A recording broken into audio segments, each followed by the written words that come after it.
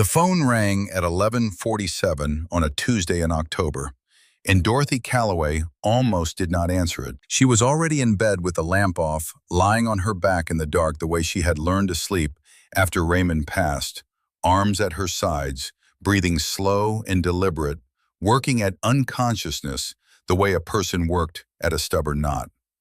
The nightstand clock threw a faint red glow across the ceiling. The house settled around her, joists creaking in the cold like old bones.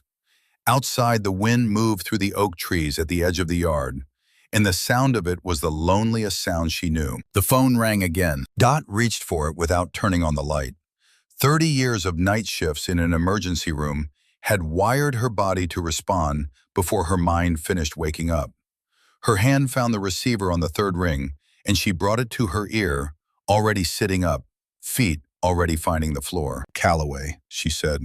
The word came out low and practiced, the voice of a woman who had answered emergency calls in the dark so many times that the dark itself held no particular authority over her anymore. The voice on the other end was young, female, shaking in the way voices shook when the person holding them had been carrying too much for too long, and the weight had finally started to slip. "Mrs. Calloway, my name is Jessica Mercer.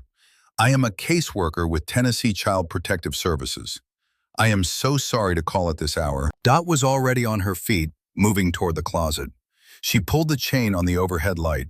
The small bedroom flooded, yellow and sharp. "What happened?" she said. Not a question, a statement that made room for whatever came next. "There is a child," Jessica said. "A little girl. She was admitted to Memphis General Hospital about 2 hours ago. Her name is Lily Briggs. She is 8 years old." Dot found her jeans on the closet hook, her flannel shirt on the chair by the window. She pulled the phone between her shoulder and her ear and started dressing. "What are her injuries?" The young woman's voice broke slightly at the edges. "Cigarette burns on her upper back, 4 distinct marks. Fractured left wrist, bruising across her ribs consistent with blunt force. Mild malnutrition." The emergency room physician filed a mandatory abuse report. Who brought her in? Her legal guardian, a man named Cole Hargrove. He is a deputy with Shelby County. Dot stopped with one boot in her hand. The name meant nothing to her. The title did. The combination of those two things, a badge and a child with cigarette burns, told her something about the shape of the trouble she was being called into. "Why are you calling me?" she said. "I am in Nashville. I have not practiced medicine in 4 years. Your name is listed in Lily's emergency contact file. You are listed as Secondary Emergency Contact Priority 2 behind her grandfather." Dot sat on the edge of the bed. She held the boot in her lap. Secondary Emergency Contact. She had not known that, had not known it was possible for her name to appear in a file belonging to a child she had never met. "Whose file is this again?" she said. "Lily Briggs. Her grandfather's name is listed as primary contact, but we cannot reach him. He is not answering his phone." "Who listed me as secondary contact?" "There is a notation here from 6 years ago. The woman who filed it was Margaret Briggs, the child's great-grandmother. She died 18 months ago." Dot sat very still. Outside, the oak trees moved in the wind. The clock on the nightstand said 11:52. "Margaret Briggs," she said. "Yes, ma'am." Dot pressed her hand flat against her knee. Margaret Briggs had been a patient at Memphis General 15 years ago. Chest surgery routine valve replacement that became complicated. Dot had worked her room for 6 consecutive nights during recovery, back when Dot was still running the cardiovascular floor. They had talked the way patients and nurses talked at 2 in the morning when the ward was quiet, the particular honesty that came from lying in a hospital bed in the dark and saying things you would never say in daylight. Margaret had been 73 years old and sharp as a tack, and prone to saying exactly what she thought about every subject that crossed her mind. She had spoken about her son who died young, and his wife who was not right in the head, and the grandson she was trying to raise and doing a decent job of. She had spoken about the grandchild that grandson might someday have, and how she hoped someone would be there to watch over that child if she was not around. Dot had given the woman her personal number the last night of her stay, had written it on the back of a hospital business card, and tucked it into Margaret's hand and said, "If you ever need anything." She had not expected Margaret Briggs to file that number as an emergency contact for a grandchild who did not yet exist. She had not expected a great many things, Mrs. Calloway Jessica Mercer said carefully. Deputy Hargrove is at the hospital right now. He has a court-issued guardianship document. He has been asking to take Lily home. Hospital security is holding him in the waiting area, but they cannot legally keep him there much longer. And Lily, her voice dropped when Hargrove walked past her room 2 hours ago. She did not scream. She just went completely silent and stared at the wall until a nurse moved her bed away from the window. Dot stood up. She picked up her truck keys from the nightstand. "Which floor is she on?" Dot said. "Pediatric, 4th floor, room 412. I am 2 hours out of Memphis. Do not let Hargrove anywhere near that room until I get there."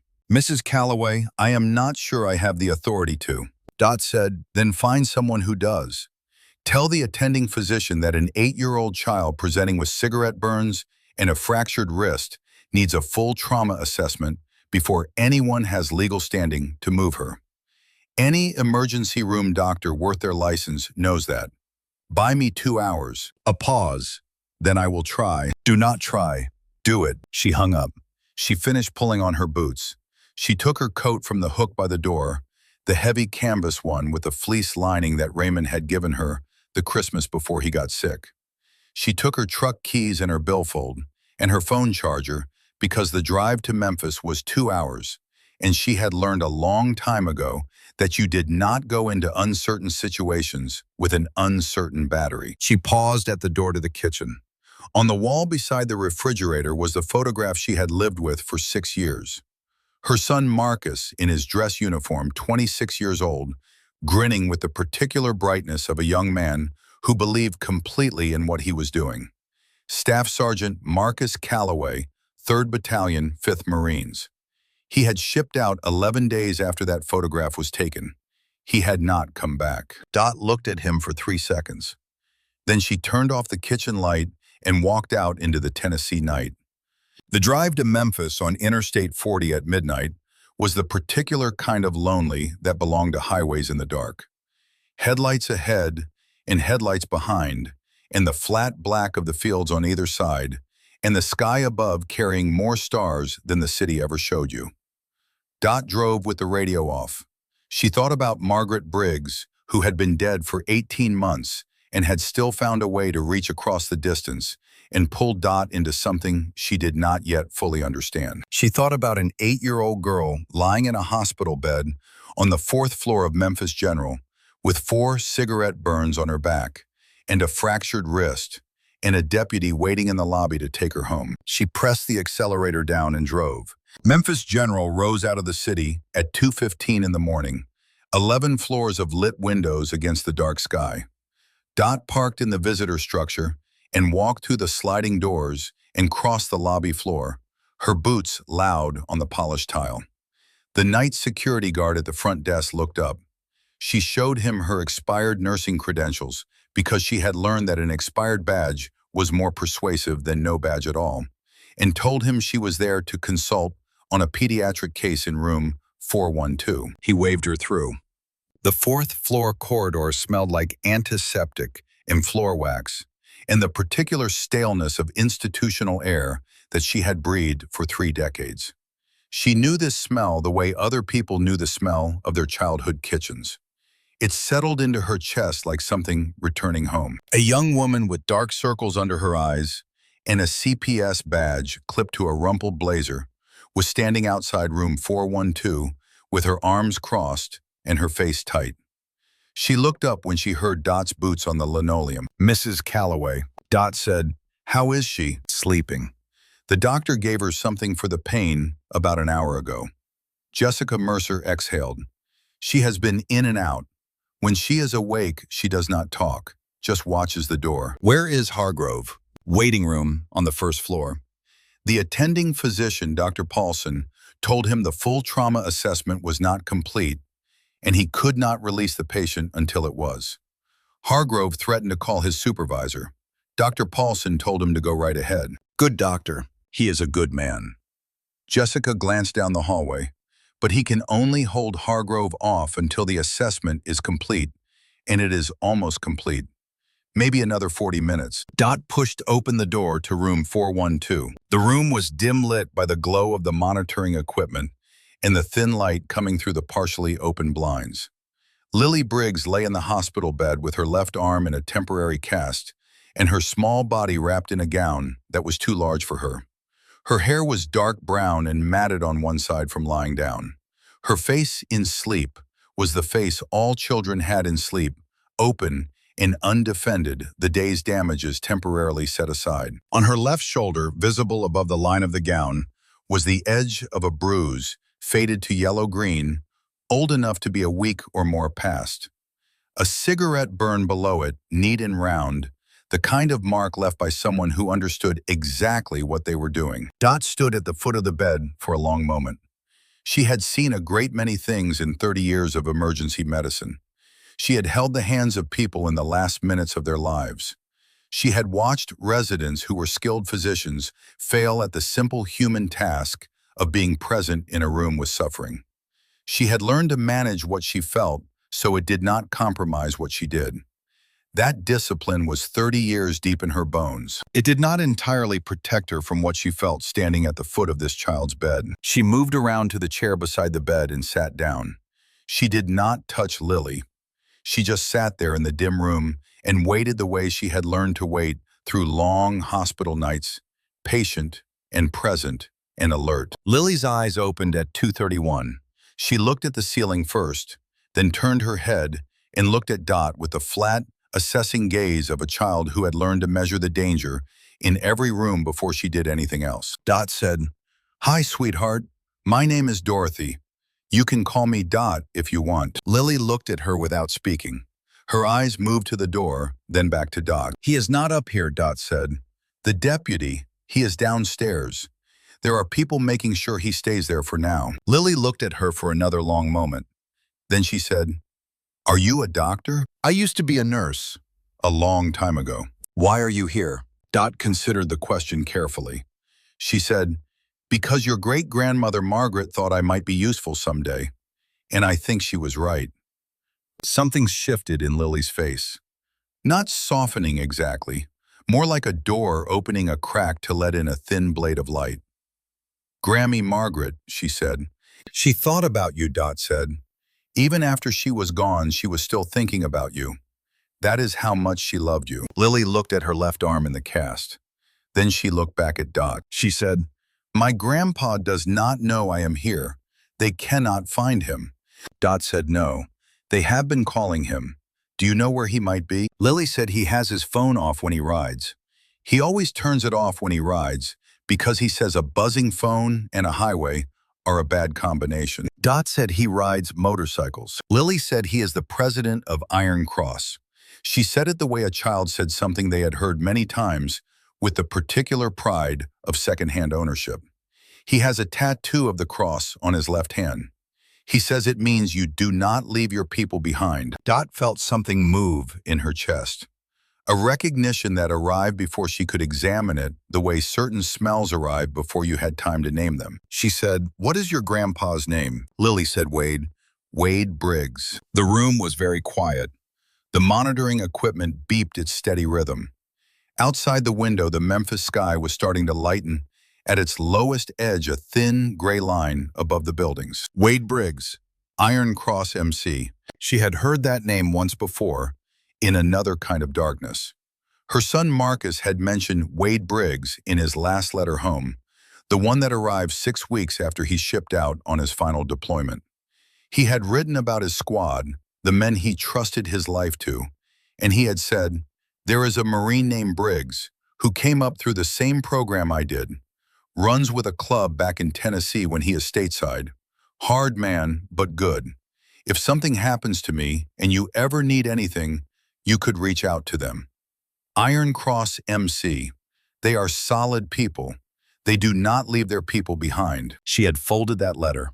She had put it in the box with the others and had not looked at it again after the flag was folded and handed to her, and the rifles fired their triple salute over her son's grave.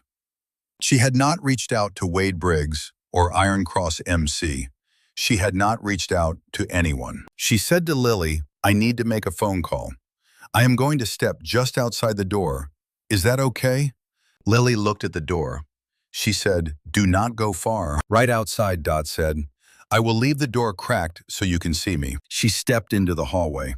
Jessica Mercer was still there, back against the wall, running on coffee and duty.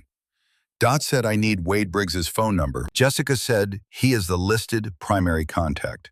We have been calling since midnight and he is not. I know why he is not answering.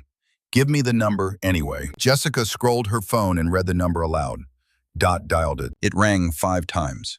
Then a voice came on that sounded like it had been formed by weather and distance and things that did not resolve easy. "Briggs," Dot said, "Mr. Briggs. My name is Dorothy Calloway. My son was Staff Sergeant Marcus Calloway, 3rd Battalion, 5th Marines. He served with you." A silence that lasted 2 seconds and felt much longer. Dot said, "Your granddaughter Lily is at Memphis General Hospital, 4th floor. She was admitted tonight with injuries consistent with child abuse. She is currently being held from a man named Cole Hargrove, who has a guardianship document and will have the legal right to take her in approximately 30 minutes. Another silence. When Wade Briggs spoke again, his voice had changed. It was still low and still composed, but underneath it something had shifted, the way ground shifted before a seismic event. He said, "How bad?" Dot said, "Cigarette burns, fractured wrist, bruising. She is conscious and she is talking. She asked about you." He said, "I am 4 hours out." Dot said, "You do not have 4 hours. Neither does she." She heard engine noise, wind, a pause in which she imagined a large man looking at a dark highway and doing math. He said, "How many minutes do you need?" Dot said, "Get here as fast as you can and bring whoever you trust." Then she went back into room 412 and sat down beside Lily Briggs and waited with the particular patience of a woman who had been waiting for one kind of call or another her whole adult life. What happened in the next 40 minutes moved in the compressed time of emergency medicine, each minute full to its edges. Dr. Paulson came to the room and spoke to Doc quietly in the hallway. He was a big man with tired eyes, in the manner of someone who had been in pediatric emergency medicine long enough to recognize the architecture of deliberate harm. He said he could hold Hargrove on procedural grounds for perhaps another half hour, but after that the guardianship document was clean on its face, and he had no legal basis to refuse release. Dot said, "I need 30 minutes. He said, "I will give you 25. And then he walked away with the brisk walk of a man who had decided to do the right thing and was moving before he could change his mind. Jessica Mercer pulled Dot aside and showed her the guardianship paperwork on her tablet. It was a Shelby County Court document signed by a family court judge 6 months prior. It listed Cole Hargrove, Deputy Sheriff, as legal guardian of Lily Renee Briggs minor, following the deaths of both parents and the subsequent incapacitation and death of the minor's great-grandmother. It was, as far as Dot could read, a legitimate document. She said, "How does a deputy sheriff end up as the legal guardian of a biker's granddaughter?" Jessica said, "That is what I have been trying to figure out for the last 3 hours. Wade Briggs never filed for custody. There is a notation in the record that says he was contacted about guardianship and declined. But when I tried to verify that the notation does not have a caseworker's signature, it does not have a date. It is just a typed line that says guardian declined." Dot said, "That notation is fabricated." Jessica said, "I believe so, but I cannot prove it tonight." Dot looked down the hallway toward the elevators. She could hear, or imagine she could hear, the weight of the man waiting on the first floor, the particular patience of someone who expected to win because he had always won before. She went back into room 412. Lily was awake and sitting up slightly against the pillow. Her eyes tracked to Dot immediately. There was a quality to that watching that Dot recognized from long experience, the vigilance of a child who had learned that the adults in her life were not reliably safe, and so she monitored them the way prey monitored an open field. Dot sat in the chair beside the bed. She said, "Can I ask you something?" Lily said. "Okay," Dot said. "How long has Cole Hargrove been your guardian?" Lily said, "Since Grammy Margaret got sick." She said at first it was just until Grandpa got back from wherever he was. But then Grandpa came back and Grammy Margaret got worse, and then she died. And then a judge said it was supposed to stay with Mr. Cole. Dot said, "Did your grandpa know about the arrangement?" Lily said he came to the house once, last spring. He and Mr. Cole talked for a long time outside. Grandpa looked angry. Then he left and Mr. Cole was quiet for a whole week after. And when I asked what happened, he grabbed my arm. She said it plainly, the way children reported things that had been normalized by repetition. Dot kept her face still. She said, "Has he hurt you before?" "Before tonight." Lily looked at her left arm in the cast. She said, "It is usually not this bad." Dot said, "Have you ever told anyone?" Lily said, "Grammy Margaret. Before she got really sick, she said she was going to fix it. She said I was not to worry. And then she got so sick she could not talk anymore, and then she died." The room was quiet. Dot looked at this child 8 years old and matter of fact about her own suffering, the way children were when the suffering had become structural, woven into the daily fabric of their lives. She said, "Your grandpa is coming. I called him. He will be here as fast as he can." Lily said Grandpa does not know how to get here fast. He knows how to get here loud. Despite herself, Dot almost smiled. She said, "I think that will do." She heard them before she saw them. The sound traveled up through the building's structure, muffled by floors and walls, but unmistakable to anyone who had heard it before. The combined low thunder of multiple motorcycle engines arriving in a parking structure, echoing off concrete in a way that made the building itself feel it. Then boots in a stairwell, the fourth-floor door opening. Dot stepped out of room 412 and into the hallway. There were 11 of them first moving through the corridor with the quiet efficiency of men who were used to moving in formation through uncertain terrain. They wore leather cuts over denim and flannel iron cross patches on their backs, their boots making solid sounds on the linoleum. Their faces carried the particular damage of men who had done hard things and lived with the results. They did not speak. They took up positions along the wall with the natural economy of motion that came from doing this kind of thing before. Behind them came Wade Briggs. He was 58 years old and built like something that had been tested by forces most men never encountered and had come through the testing harder rather than broken. His hair was gray-white, worn short on the sides and longer on top. There was a scar along the left side of his face that ran from his cheekbone to his jaw, burned smooth and permanent, the kind of mark left by fire moving at speed. His eyes were the flat gray of early morning before the sun committed to rising, and they moved across the corridor with the methodical attention of someone assessing threat, the way other people check the weather. He was the kind of man that rooms noticed. He looked at Dot and stopped. She looked at him. For a moment, neither of them spoke. Around them, the corridor held its breath. Nurses pausing at medication carts. A young resident looking up from his chart.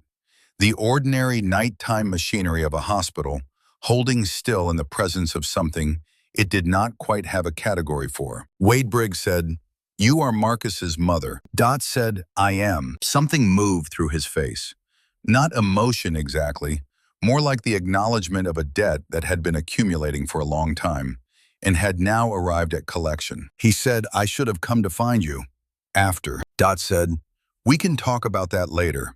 Right now we have about 15 minutes before a man downstairs with a court document tries to take your granddaughter out of this hospital." Wade looked at the door to room 412.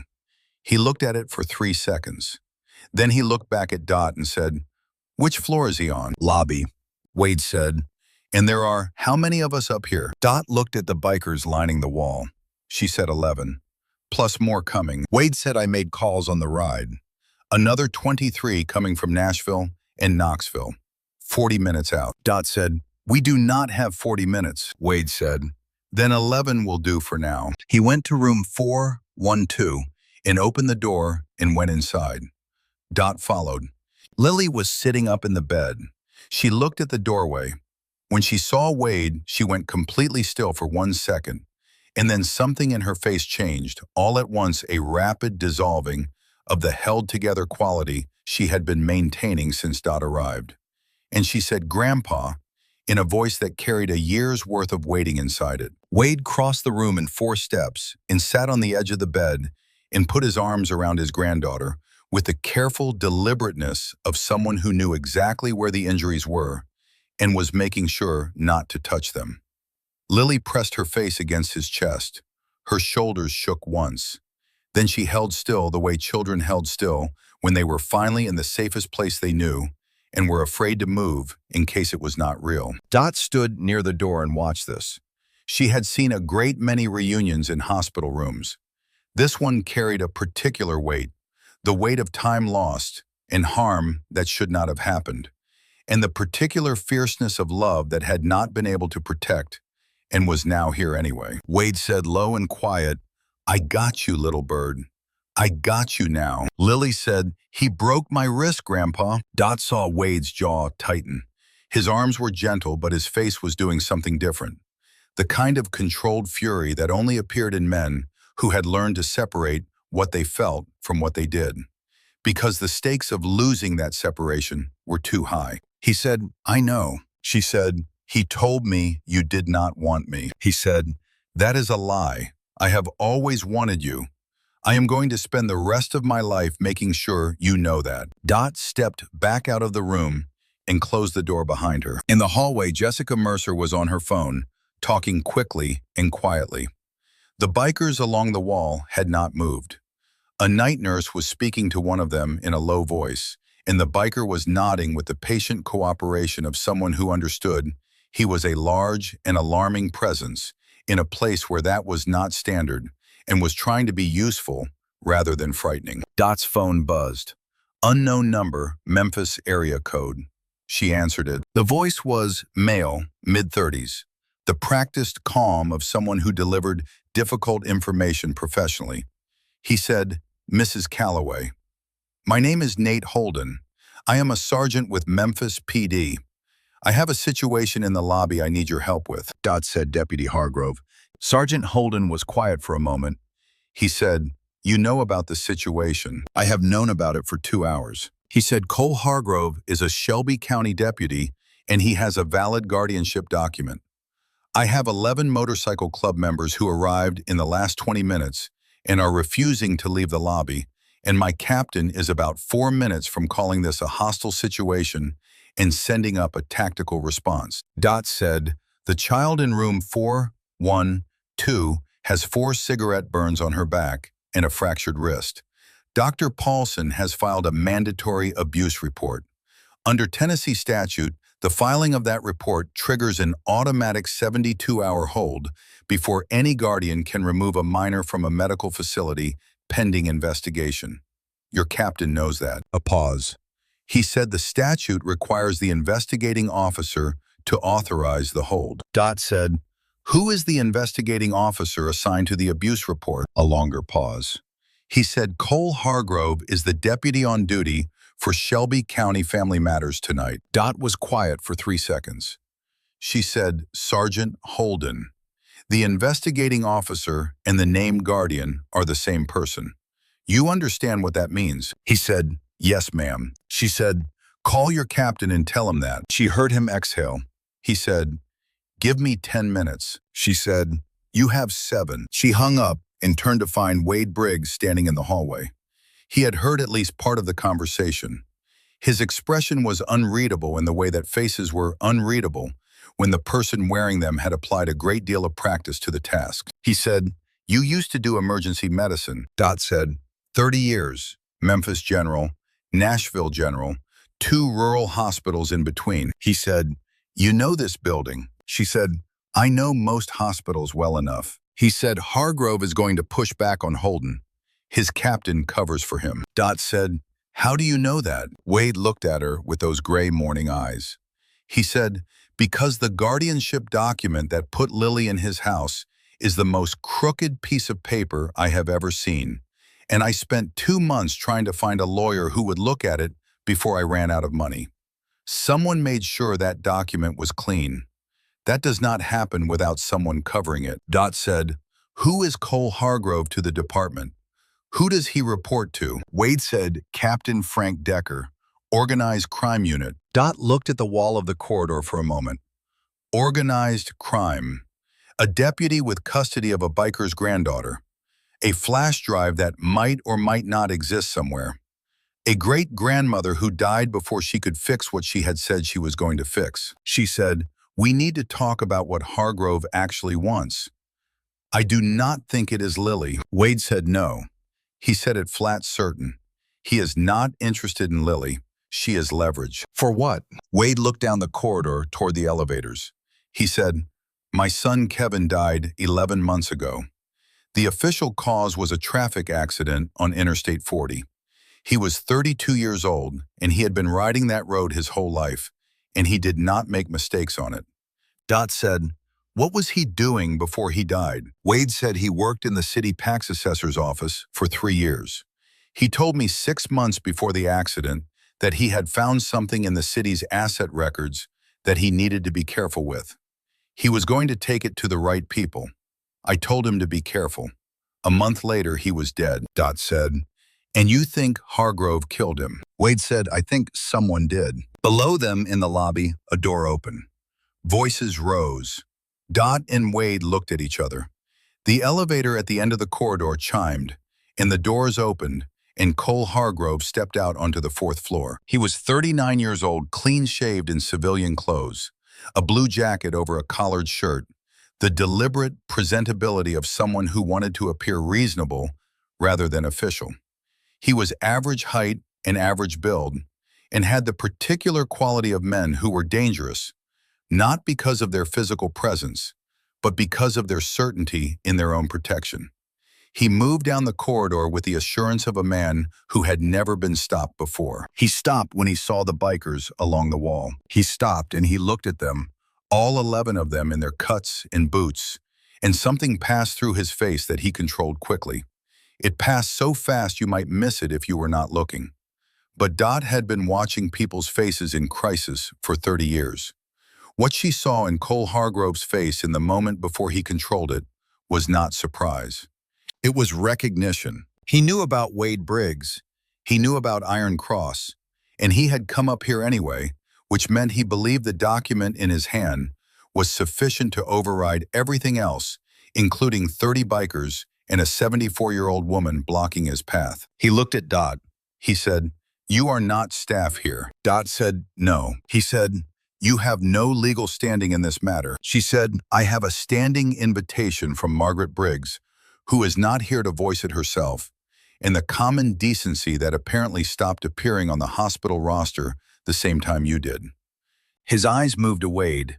He said, "Briggs." Wade said nothing. Hargrove said, "You understand the guardianship document is a court order. You interfering with my custody of that child is a felony. I can have every man in this hallway arrested." Wade said, "Then do it." The silence was particular. It was the silence of a man who had said a thing to provoke fear and found the fear absent. Dot said, "Deputy Hargrove, under Tennessee Statute 36-1-113, the filing of a mandatory abuse report initiates an automatic 72-hour protective hold. Dr. Paulson filed that report at 12:45 this morning. You cannot remove Lily Briggs from this facility for 72 hours, regardless of what your guardianship document says." Hargrove looked at her. He said, "The investigating officer can waive that hold." Dot said, "The conflict of interest provisions of that same statute prohibit a named guardian from serving as the investigating officer on an abuse report filed on a child in their custody. You are both the guardian and the assigned investigating officer. You cannot waive your own hold." Hargrove's jaw moved. He said, "That is not how this works." Dot said, "That is exactly how it works. I have watched it work that way in 3 different hospitals, and I suspect Sergeant Holden, who is downstairs right now explaining this to your captain, would agree with me." Hargrove looked at the bikers. He looked at Dot. He looked at the closed door of room 412. Something moved through his face that she could not entirely read. something more complex than anger, something that mixed calculation with the beginning of desperation. He said, "This is not over." Dot said, "No, it is not, but it is over for tonight." Hargrove looked at Wade one more time. Then he turned and walked back toward the elevators. His footsteps were measured and controlled. The elevator doors opened. He stepped in. The doors closed. The corridor let out a collective breath. Jessica Mercer appeared at Dot's elbow. She said, "How did you know about the conflict of interest provision?" Dot said, "I have been reading CPS statutes in the car for the last 2 hours. I did not know about the specific provision until 40 minutes ago, but the principle is solid. And Hargrove did not know whether I was bluffing or not." "Were you bluffing?" Dot said, "Look up Tennessee 36-1-113 tonight and tell me tomorrow." Behind her, the door to room 412 opened. Wade Briggs stood in the doorway. He looked at the empty corridor where Hargrove had been. Then he looked at Dot. He said, "You bought us a night," Dot said. "At most. He will be back with a judge's direct order before this is over." Wade said, "Then we need to figure out what he actually wants before he comes back with enough authority to take it." He stepped back into the room. Dot followed. Lily was awake, sitting up with her grandfather's cut jacket laid across her shoulders like a blanket, too large for her, but hers completely. She looked at Dot with those careful eyes and said, "Is he gone?" "For now," Dot said. Lily looked at the window. She said, "He is going to come back. He always comes back." Dot sat in the chair beside the bed. She said, "Some things that always come back eventually stop coming back. That is what we are working on."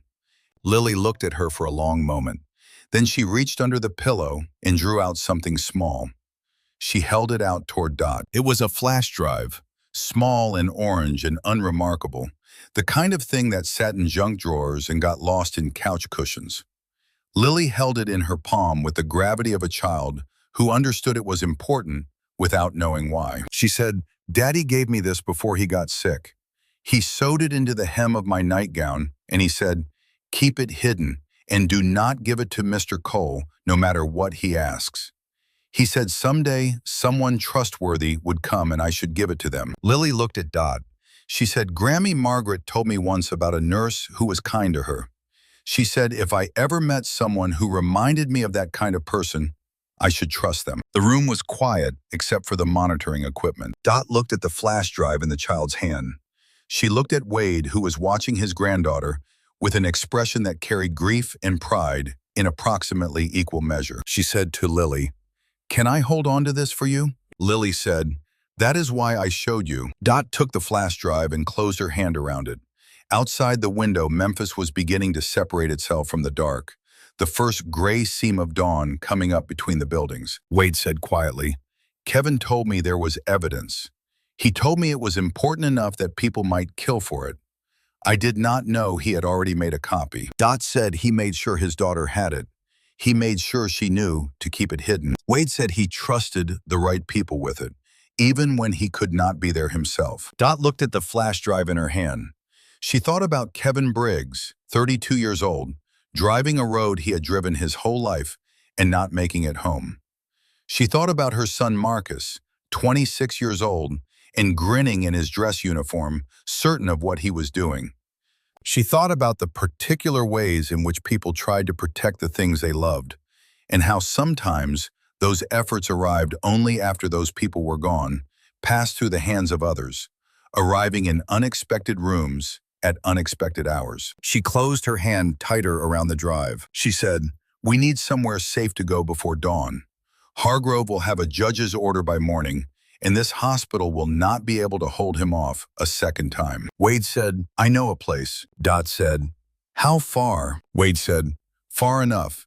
She looked at Lily. The girl was watching her with those careful eyes, and underneath the wariness there was something else, the particular quality of a child who had been waiting a long time for something to change and was not entirely sure yet whether this was that change or whether it would dissolve like the others. Dot said, "How do you feel about motorcycle rides?" Lily looked at her grandfather. She said, "Grandpa never lets me ride." Wade said, different circumstances. Lily thought about this. Then she said, will you stay next to me the whole time? Dot said, every mile. Lily looked at the window where the dawn was starting to show. She said, okay. And in that hospital room in Memphis, Tennessee, at 5 minutes past 4 in the morning, with a flash drive in her hand and a child's conditional trust and 34 bikers holding the hallway and something that might have been the beginning of justice, waiting on a small orange drive, Dorothy Calloway made a decision that had been gathering toward her for a long time without her knowing it. She stood up. She squared her shoulders. She said, then let us get moving before the light comes up. Wade Briggs looked at her. In his gray morning eyes, she saw something she had not expected to find. Not just gratitude, not just the acknowledgement of a debt, something more like recognition. The kind that came from realizing that the person standing across from you had been shaped by forces that ran parallel to your own losses, traveling the same geography, even when the travelers never met. He said, Marcus talked about you. In the field, he said his mother was the toughest woman he ever knew. Dot said, he told me about you too. He said you were solid people. Wade said, we try to be. He moved to the door and opened it. The hallway beyond was full of leather and iron and the quiet readiness of men who had showed up because they were asked to and were not interested in leaving until the job was done. Dot picked up her coat from the chair. She put the flash drive in her inside pocket close to her chest. She took one last look at the room, at the monitoring equipment and the hospital bed, and the ordinary medical machinery of crisis and survival. Then she walked out into the hallway to begin whatever came next. The machine shop sat at the end of a private gravel road that wound through 40 acres of scrub pine and second-growth hardwood.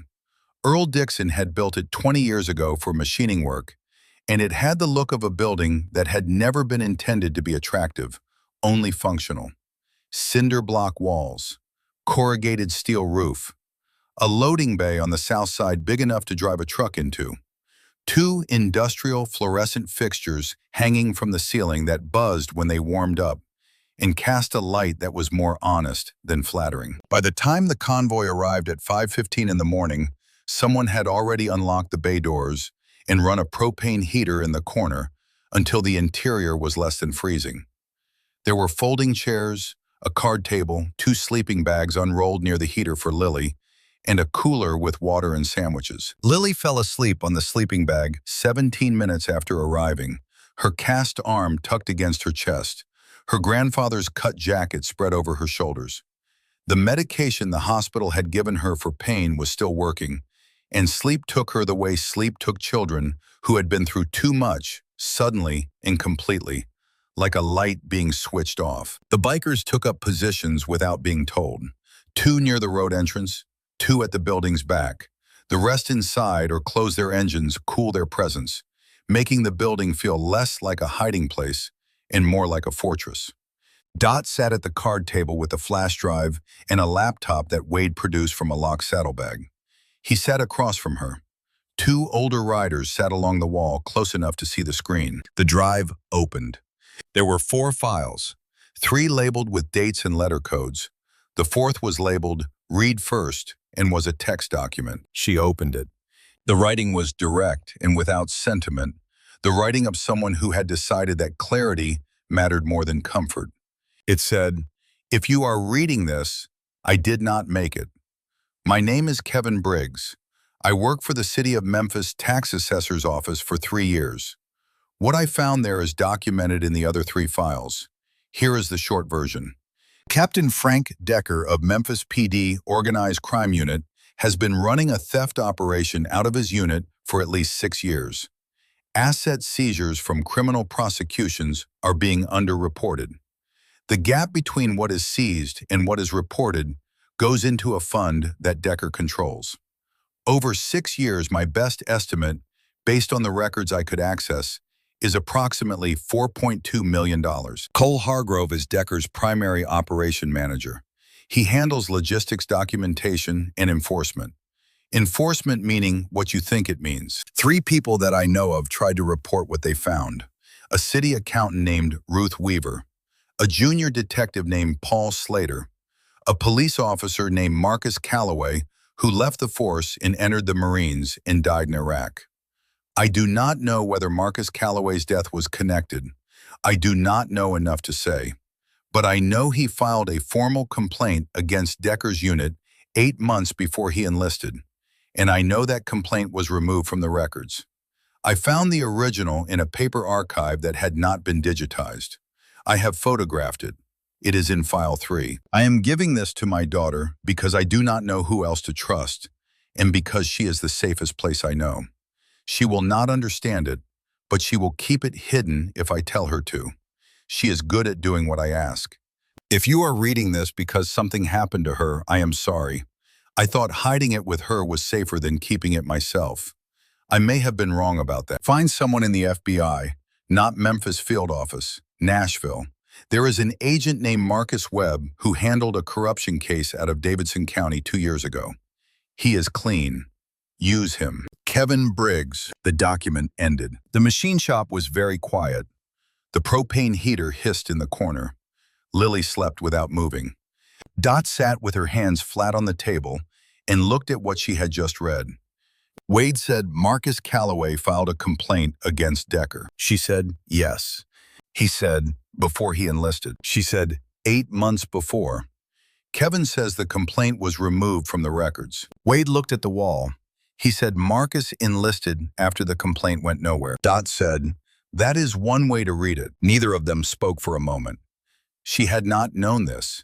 She had known her son worked as a Memphis City police officer for 4 years before enlisting. She had known he was not happy in the work, had not said why exactly, had said there were things he did not agree with and people he did not trust, and that the military offered a cleaner version of what he wanted to do with his life. She had not asked too many questions because Marcus was 22, and she had believed he was finding his way. She had not known he had tried to do the right thing and been shut down. She had not known that the man who shut him down was still operating 6 years later with $4 million in stolen funds and a deputy who hurt children as a method of keeping things quiet. She opened File 3. The photograph of the original complaint was slightly blurry, taken with a phone camera in a paper archive, but legible. Officer Marcus D. Calloway, badge number, date, subject, formal complaint regarding anomalous asset reporting in organized crime seizures. Captain F. Decker supervising. The body of the complaint was written in precise, careful language, the language of a young man who had understood that the credibility of what he was saying depended on the exactness of how he said it. 3 specific incidents documented: names, dates, dollar amounts. The methodical work of a person who wanted to be believed. Received stamp, date, and then nothing. No response, no investigation record, no referral. Just the original complaint sitting in a paper archive that had not been digitized, which meant someone had understood that paper could be buried. In the margin of the photograph complaint in tight block print were 4 words written in a different hand. Filed. No further action. Dot closed the file. She sat for a moment with her hands in her lap. She said he was 23 years old when he filed this. Wade said he was trying to do it the right way. She said the right way did not work. Wade said, no, it did not. She thought about Marcus in his uniform in the photograph on her kitchen wall, grinning with the brightness of conviction. She thought about him at 23 sitting at a desk, writing a formal complaint in careful language.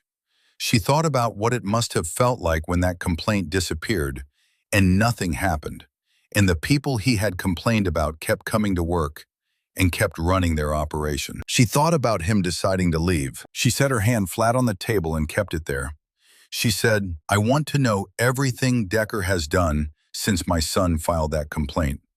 I want to know every person he has hurt and every dollar he has stolen and every piece of paper that someone moved so that what my son tried to report stayed buried. Wade said, that is what the other 2 files are. She said, then let us read them. They spent 2 hours going through the documentation. What Kevin Briggs had assembled was careful and extensive. Spreadsheets showing seizure amounts against reported amounts over 6 years, the gap consistent and growing. Photographs of documents, a timeline, specific transactions, names of front companies used to move money, the identities of at least 4 other officers who participated or who had received payments for silence. And at the end of File 2, a subfolder containing 2 audio recordings.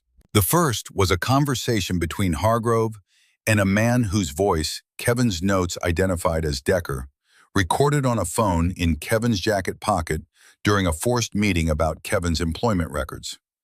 In it, Decker's voice was calm and conversational, and said things that were not calm in any meaningful sense. It said that Kevin's access to city records was being revoked. It said that Kevin would find his employment situation difficult to continue. It said that people who looked at things they should not look at sometimes found their situations becoming difficult in other ways too. It said all of this in the voice of a man who was used to saying it and watching the person across from him understand without it ever being said clearly enough to be actionable. Kevin's notes below the audio file said, this was 8 weeks before the accident on Interstate 40. The second recording was shorter. It was Kevin's own voice addressing whoever found the drive. He spoke for 4 minutes. He described his employment. He described what he found. He described the meeting with Decker. And then at the end, he said something that stopped Dot completely. He said, there is one other thing I want whoever finds this to know. I was born at Memphis General Hospital in 1989. The nurse who delivered me was named Dorothy Calloway. My grandmother Margaret remembered her because she was there for the birth, and she said, Dorothy Calloway was the kindest person in that room. She said if I ever needed someone trustworthy, I should try to find her. I do not know if she will still be a nurse. I do not know if she will remember my grandmother, but I trust my grandmother's judgment, and I trust the kind of person who stays kind in a room where people are suffering. If you are Dorothy Calloway and you are listening to this, thank you for being there the night I was born, and I am sorry for what I am asking you to carry. The recording ended. Dot sat at the card table in the machine shop with her hands in her lap and did not move for a long moment. She remembered the birth, not the name specifically, not after 35 years and thousands of deliveries, but she remembered Margaret Briggs in the delivery room, 70 years old and fierce and steady, holding her grandson's hand through what had been a difficult labor, and a baby boy who had arrived into the world with a particular quality of alertness, looking around as though assessing his situation before committing to it. She had not known his name. She had not followed his life. She had given him the first minutes of his existence, and then moved on to the next room, the next patient, the next crisis, the way you did when the work was endless and the need always exceeded the capacity. And he had grown up knowing she existed, had put her name in a drive with everything he knew as the person to bring it to, had trusted his grandmother's memory of a nurse 35 years ago. Wade was looking at her. She said, I delivered Kevin in 1989. I did not know his name until now. Wade was quiet. He looked at the laptop. He looked at the sleeping bag in the corner where his granddaughter slept. He looked at Dot. Something moved through his face, the recognition of a pattern that had been assembling for a long time without anyone seeing the shape of it. He said, you were there the night he was born. She said, yes. He said, and Marcus filed the complaint that got buried. She said, yes. He said, Kevin found the evidence that Marcus tried to report. She said, and put it in the hands of a child who gave it to the woman who was there when he came into the world. The machine shop held the silence of a place where something had just been understood. One of the older bikers, a man named Garrett who had not spoken yet, said quietly, that is not coincidence. Dot said, no, it is not. She closed the laptop. She said, we need to contact FBI Nashville, the agent Kevin named Webb, today, before Decker knows we have the drive. Wade said Hargrove already knows the drive exists. Kevin told me before he died that Hargrove had been going through his house, looking for something. Kevin thought he had found it, but he had not. He had already moved it to Lily's dress. Dot said, so Hargrove knows Kevin had documentation. He just does not know what form it was in or where it went. Wade said he thought Kevin's copy was in a paper file somewhere. He has been looking for paper. Dot said, that gives us a window. Wade said, a small one. Decker is not slow. If we do not move today, Dot said, we move today. She stood. She said, I need to make a call. Then we need to figure out how to get this drive to Nashville. FBI without going through Memphis. She took her phone and walked to the far side of the shop where the light came through a gap in the roofing and stood there in a thin column of October sun. She dialed Jessica Mercer's number. Jessica answered on the second ring. She sounded like someone who had not slept. Dot said, I need the Nashville FBI number for an agent named Marcus Webb. I need it in the next 10 minutes. Jessica said Kevin mentioned Webb in his documents. Dot said, his recordings. A pause. Then there is more on that drive than I thought. Dot said, much more. We have documentation of a 6-year theft operation, 2 audio recordings, and evidence that a formal police complaint was removed from the record. We have enough to put Decker away if we can get it to the right person. Jessica said I can get Webb's direct line. I worked a case that touched his office 2 years ago. Give me 5 minutes. She hung up. Dot stood in the column of sunlight. She could hear Lily moving behind her, the small sounds of a child waking up, confused for a moment about where she was. Then Wade's voice, low and reassuring. Then Lily's silence that meant she had remembered where she was and that it was safe. She heard the sound of engines on the gravel road. Not motorcycles, cars, multiple. She turned. The bikers near the bay entrance were already moving. 2 of them had positioned themselves at the edge of the bay door, looking out. The atmosphere in the building changed the way it changed when people who were used to threat had detected it, not panic, just a rapid coalescence of attention. Wade appeared at her side. He said, 3 vehicles, Memphis plates, not police. Dot said, how do you know? He said, police come with more, and they come louder. She said, Hargrove's people. He said, likely. She looked at Lily, who was sitting up on the sleeping bag with her cast arm against her chest, watching the bay entrance with those flat, careful eyes. She had heard the engines. She knew what they might mean, but she was not running. She was watching. The same watchfulness she had brought to every room she had been in since she was put in Hargrove's house. The watchfulness of a child who had learned that the only reliable protection was information. Dot walked to the card table and picked up the laptop and the flash drive and put both in her coat pockets. She said to Wade, if they come through that door, what do we have? Wade said, 18 men inside. They have 3 cars and maybe 6 or 8 people. The building has 1 entry point on the front and a personnel door on the back east wall. If they know about the east door, they could split. If they do not, they come through the front. Dot said, do they have weapons? Wade said, assume yes. Dot said, then we do not let this become a firefight. She looked at the bay entrance. She said, is there a way to talk to them before it escalates? Wade looked at her.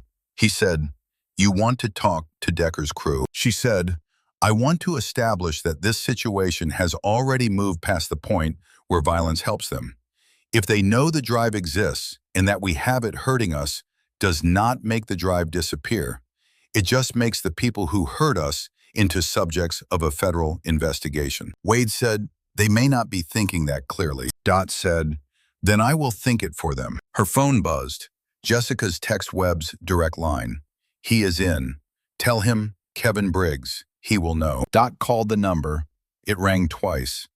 A voice came on that was alert in the way voices were alert at 6 in the morning when someone had been doing this long enough to never fully stop. Webb. She said, Agent Webb. My name is Dorothy Calloway. Kevin Briggs said to use your name. I have his flash drive. I am in a machine shop 40 miles north of Memphis with 34 motorcycle club members and 8 armed men outside who work for Captain Frank Decker. I need federal presence at this location within the hour. She read the address from the sign on the wall. A 3-second pause. He said Kevin Briggs died 11 months ago. She said he left documentation that his daughter has been carrying since. I have the drive. I have read the files. I have heard the recordings. You are named in Kevin's note as clean. He said, what kind of documentation? She said, 6 years of asset seizure records, 2 audio recordings including Decker's voice, a formal complaint filed by a police officer that was removed from the record. Enough. He said, where is the child? She said, safe. Here with me. He said, do not engage. Stay inside. I am calling Nashville right now and dispatching Memphis Field separately. Memphis Field office is not involved in this response. Is that understood? She said, it is. He said, stay on the line. She put the phone against her coat and looked at Wade. She said, FBI Nashville is dispatching. 40 minutes at best. Wade said, the men outside are not going to wait 40 minutes. She said, no, they are not. She raised her voice so it would carry through the cracked bay door. She said, my name is Dorothy Calloway. I am 74 years old, and I am a retired nurse from Nashville. I have been on the phone with FBI Nashville agent Marcus Webb for the last 4 minutes. I have provided this location and a description of the current situation. Federal agents are in transit. Anyone who engages with this building in the next 40 minutes will be on federal surveillance footage from 3 different devices being transmitted to a secure server in Nashville. I am asking everyone outside to stay exactly where they are. She stopped speaking. The morning outside the bay door was quiet. Then a voice came back, male, measured with the quality of someone who had been instructed in advance to be reasonable. It said, Mrs. Calloway, we are not here to create a situation.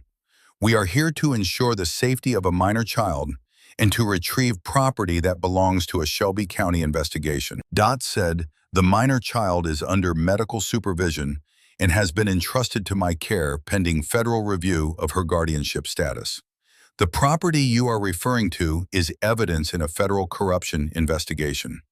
Retrieving it would constitute obstruction of justice. I am letting you know this so that the decision you make in the next 40 minutes is made with full information. Silence again. Wade said, low. You are very good at this. Dot said, I learned it from 30 years of telling families things they did not want to hear. The skill is the same. You give people the truth clearly enough that denial becomes harder than acceptance. She picked up her phone. Webb was still on the line. She said, still here. He said, 22 minutes, 2 units en route. Local Tennessee Highway Patrol is also being notified under federal jurisdiction provision. She said, we are not going anywhere. She lowered the phone. Behind her, Lily had gotten up from the sleeping bag and walked to stand beside her grandfather. She was holding his hand with her right hand, her cast arm against her chest, her face toward the bay entrance with that watching quality she carried like a piece of clothing. She said, is Grandpa's club going to get in trouble? Dot said, no one here has done anything except protect you. Lily said, they always say that is not how it works. Dot said, sometimes they are right. Sometimes the people who say that are trying to make sure it keeps working that way. She looked down at the girl. But right now there are people coming who are on the right side of this.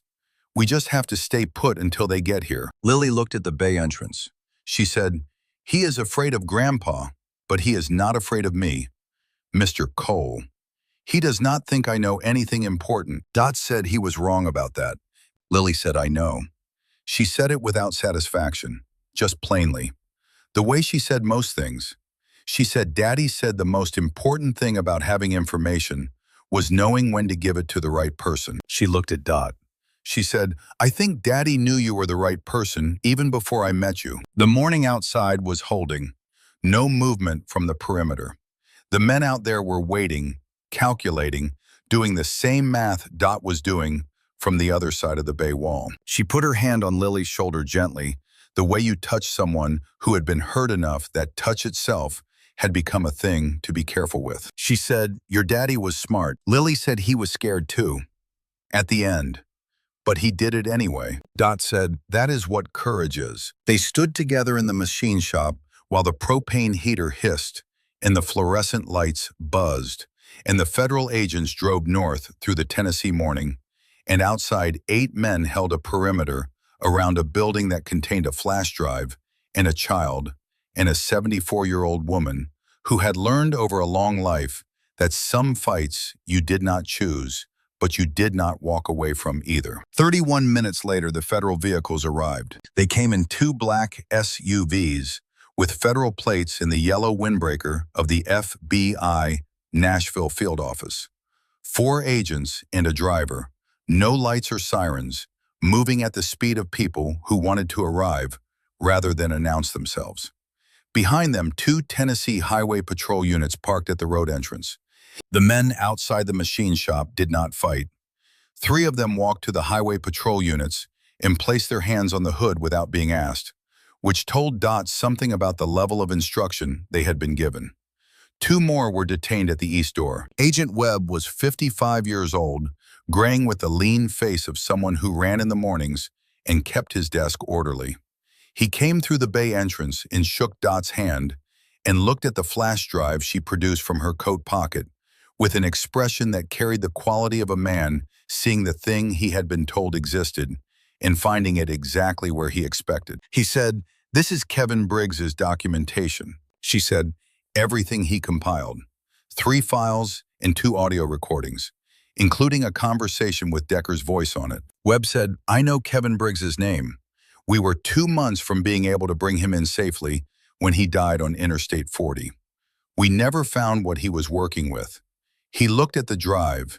He hid it well." Wade said he hid it in his daughter's dress. Webb looked at Lily, standing beside her grandfather, with her cast arm against her chest.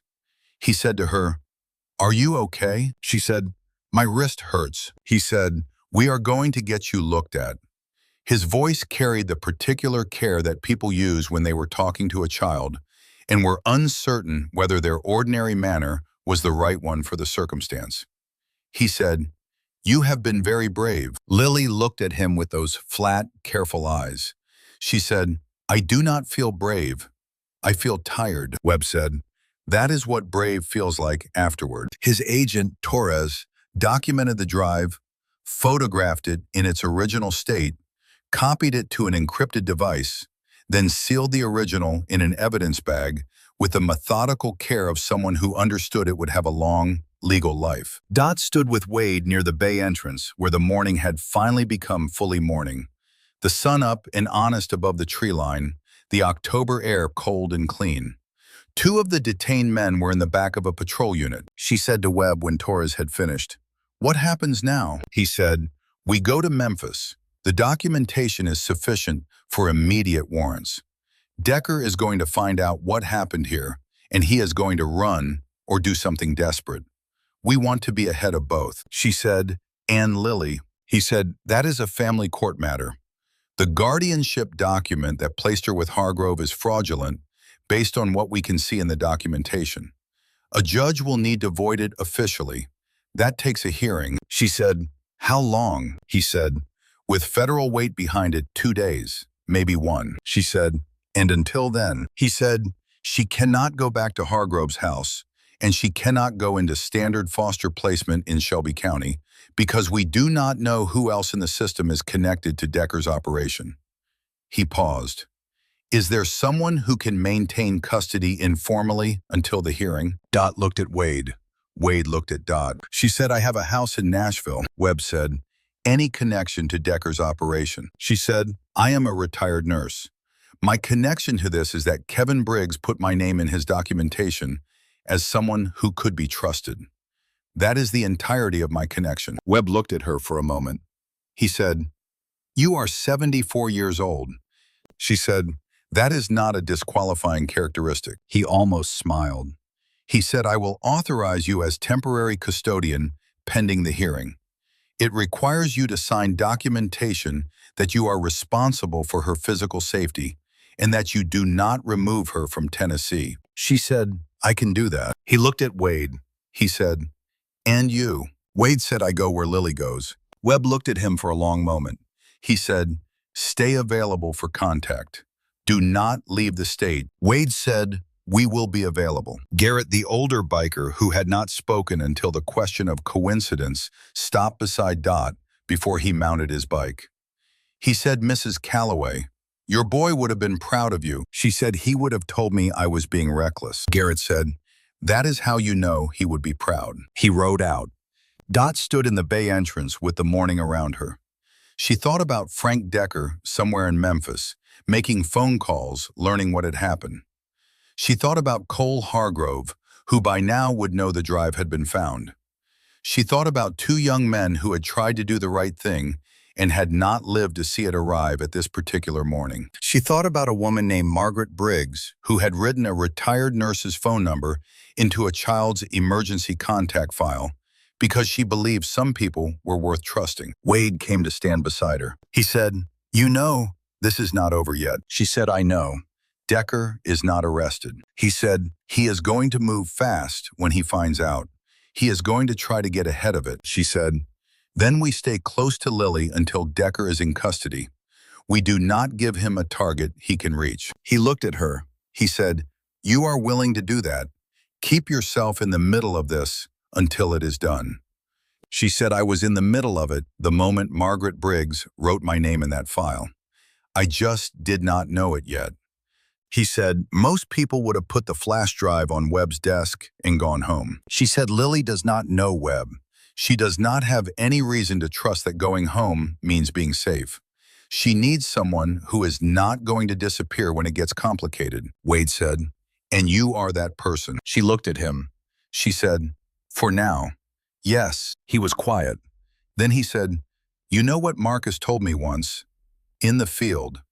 He said his mother had a way of walking into the worst thing in the room and making it feel like the thing had encountered her rather than the other way around." She said he made that sound more dignified than it is.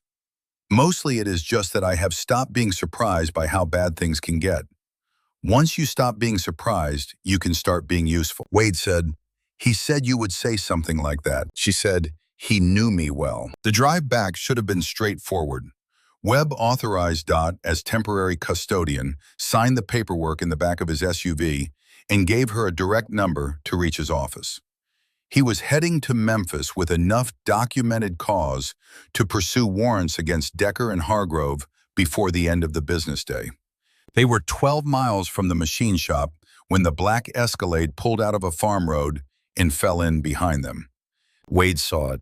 He said nothing for a half mile. Then he said quietly, "We have a tail." Dot looked in the side mirror. The Escalade was 200 yards back, running without particular urgency. She said Decker moved faster than Webb expected. Wade said he always does. He has been running this operation for 6 years because he moves before people are ready. She said, "Do we call Webb?" He said, "Already texted Spire. He was 3 miles behind us. He will come up on the Escalade from the rear." The Escalade maintained its distance for 2 more miles. Then on a stretch of 2-lane road with trees tight on both sides, it accelerated. Wade said, "Hold on." He pressed the accelerator and the truck responded with the authority of a vehicle that had been well maintained. The gap held for a moment, then the Escalade came on faster. The sound of motorcycles came from behind multiple Spire's group catching up. The Escalade, hearing it too, pulled alongside rather than ramming the driver's window going down, and the man in the passenger seat held up a phone, not a weapon, and the phone showed a face on its screen. She recognized the face. Frank Decker was 52 years old and had the handsome, bland quality she had not seen in person but had seen in the files on Kevin's drive. His voice came through the phone's speaker, distorted by road noise, but clear enough. He said, "Mrs. Calloway, let us talk." Wade said, "Do not engage." Decker said, "The drive you have is inadmissible. It was obtained through illegal means. A chain of custody that goes through a flash drive sewn into a child's dress does not hold up in federal court. I have lawyers who have been preparing for exactly this scenario." Dot said loudly enough to carry through the window. "The audio recordings have your voice on them. Chain of custody requirements for audio evidence are different from documentary evidence. You know that." A pause. She saw something move through Decker's face on the phone screen, the particular recalculation of a man who had expected a less specific answer. He said, "There are ways for this to go that do not ruin everyone involved. A reasonable accommodation could be reached." She said, "You are offering me a bribe." He said, "I am offering a path that does not require federal prosecution of a decorated law enforcement officer for what amounts to administrative mismanagement. She said, "Your officer fractured a child's wrist and burned her with cigarettes. That is not administrative mismanagement." His face on the phone changed. The reasonable mask slipped. He said, "The child's situation is a separate matter from." She said, "There are no separate matters. There is what your operation did and what it cost." A police officer named Marcus Calloway tried to report it 8 years ago and was shut down. He died in Iraq 2 years after filing that complaint. Kevin Briggs found the original complaint in your archive paper files, and it is on this drive. You knew about Marcus Calloway's complaint. You made sure it stayed buried. The road noise filled the space between them. He said, "You cannot prove I knew about a complaint that was." She said, "Kevin's documentation includes a notation in your own handwriting in the margin of the complaint. You annotated it. You marked it to be filed instead of investigated. Your handwriting is on a document that confirms you personally suppressed a formal police complaint about your own operation." She had seen this in file 3 in the margin of the photograph complaint. A single line in type block print, the kind of mark a person made automatically managerially without thinking about what it would look like to someone who found it later. Filed. No further action. Decker said nothing for 2 seconds. The Escalade slowed. The truck pulled ahead. In the mirror, Dot watched the Escalade fall back as Spire's group swept up around it and past it like a current splitting around a rock. Her phone rang.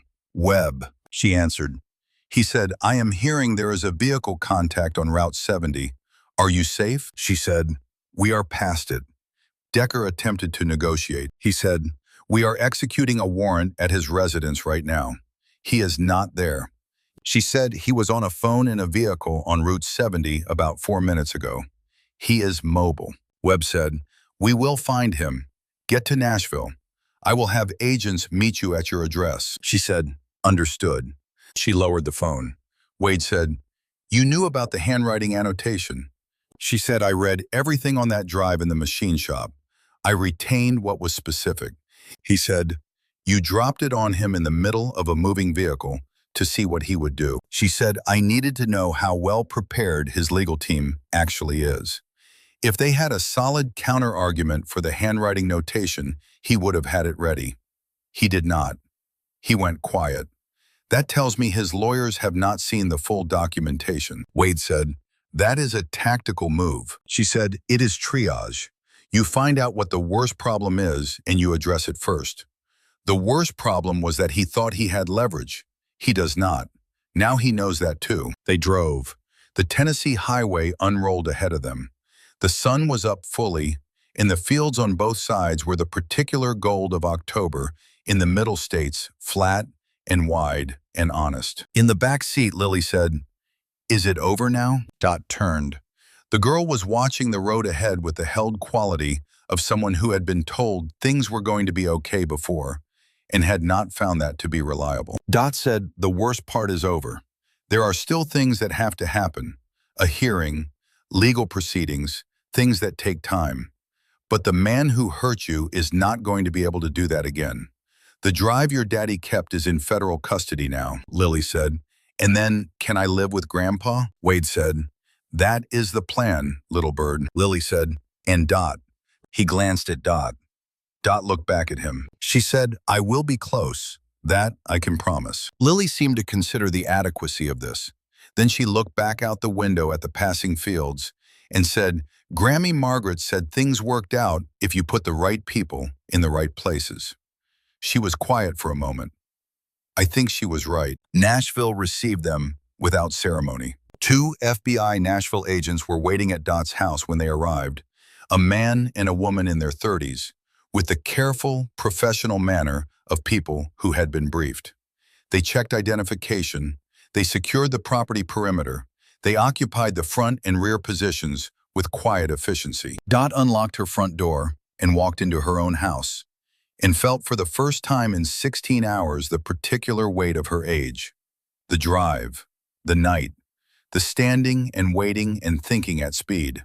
She was 74 years old, and she had been running since 11:47 the previous evening, and her body was beginning to present the bill. She put her coat on the hook by the door. Same hook, same coat. 24 hours had not changed the geography of her house, and the small disconnection of that, the familiar and the irrevocably altered occupying the same space, landed in her chest with a particular fullness. Lily came in behind Wade and stopped in the entrance hall. She looked at the kitchen, the table with its two chairs, the photograph on the wall beside the refrigerator. She looked at the photograph for a long moment. She said, "Is that your son?" Dot said, "Yes, that is Marcus." Lily said, "He looks like someone who would do the right thing." Dot said, "He was." Lily said, "He looks like he is laughing." Dot said, "He was always either very serious or laughing. He did not have much use for the middle ground." Lily considered this. Then she said, "My daddy was like that too." Dot said, "I know." She put the kettle on. She called the family lawyer Wade had mentioned, a woman named Claire Holden, who answered on the third ring and listened for 4 minutes without interrupting, and then said she could be in Dot's kitchen within 2 hours, and they should not sign anything until she arrived. Dot said, "We have federal agents outside." Claire said, "Good, let them stay outside. I will come to you." One of the agents appeared at the back door to say they had information that Decker had been located at a property in Shelby County, and FBI Memphis was executing the warrant. That Hargrove had been picked up at his residence without incident. Dot absorbed this. She said, "How much time before we know if the warrants are going to hold?" The agent said, "Agent Webb said to tell you the audio recordings are solid. The handwriting annotation on the complaint document was verified by a forensic examiner in the field. He said to tell you that the chain of custody on the audio is different for recordings made by a confidential source in the course of their work." She said Kevin was classified as a confidential source. The agent said he was in contact with our office before he died. He had been classified as a confidential source for 8 months. His recordings fall under informant protections. She said, "Thank you." She turned back to the kettle. Wade was at the kitchen table, making quiet calls to the club, updating people, releasing them from their positions. She could hear his voice doing the work of an organization, the specific language of a man who ran something and ran it well. She thought about what it cost running something like that. The responsibility of being the person others arrange themselves around. She had understood that cost in her own way in the long years of shift work in emergency medicine, being the one the ward organized toward in a crisis. She had been good at it and had sometimes been lonely inside it. She poured tea and brought him a cup.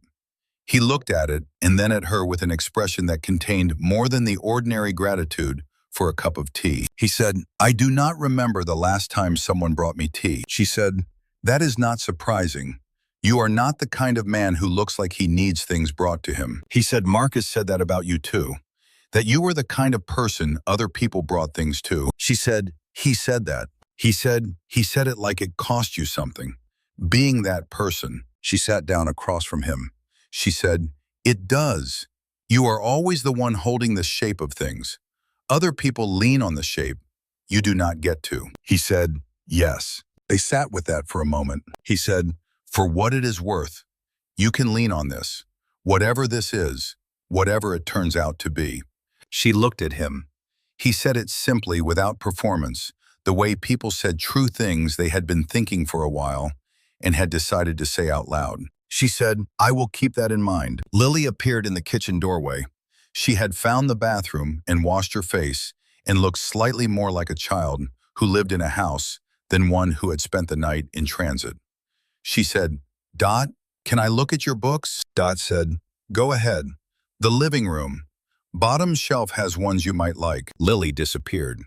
They heard the sound of her moving through the house with the tentative, exploratory quality of a child in an unfamiliar space, touching things and setting them down, learning the geography. Wade said she is going to need therapy. Dot said she is going to get it. He said she is going to need stability, a fixed point, someone who does not go anywhere. She said, "Yes." He said, "You are 74 years old." She said, "You mentioned that." He said, I am not saying it to be discouraging.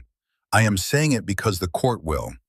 The judge at the hearing will want to know the plan. What happens to Lily's stability if something happens to you? You need to have an answer for that. She looked at him.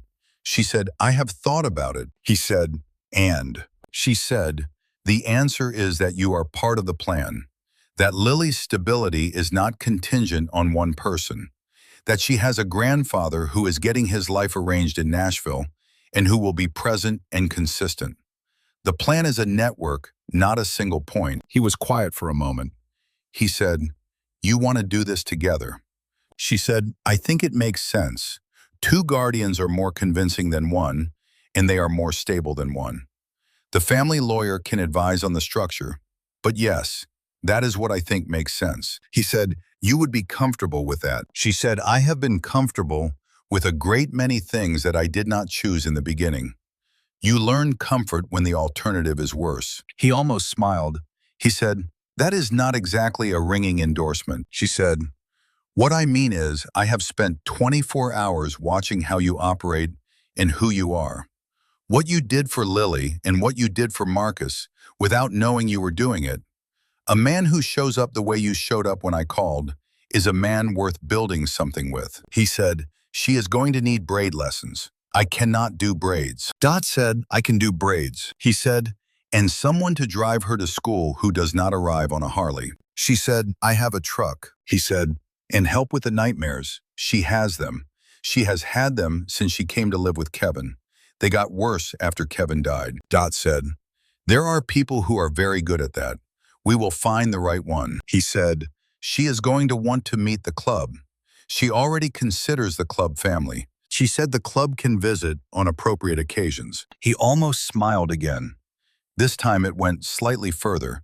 He said, define appropriate. She said, not on school nights, not before 8 in the morning, not with more than 8 motorcycles in the driveway at one time because of the neighbors. He said, that is very specific. She said, I have been thinking about it. He looked at her across the kitchen table in a house that still had 2 chairs at its table, and a photograph on the wall, and the smell of tea, and the sound of a child going through bookshelves in the living room.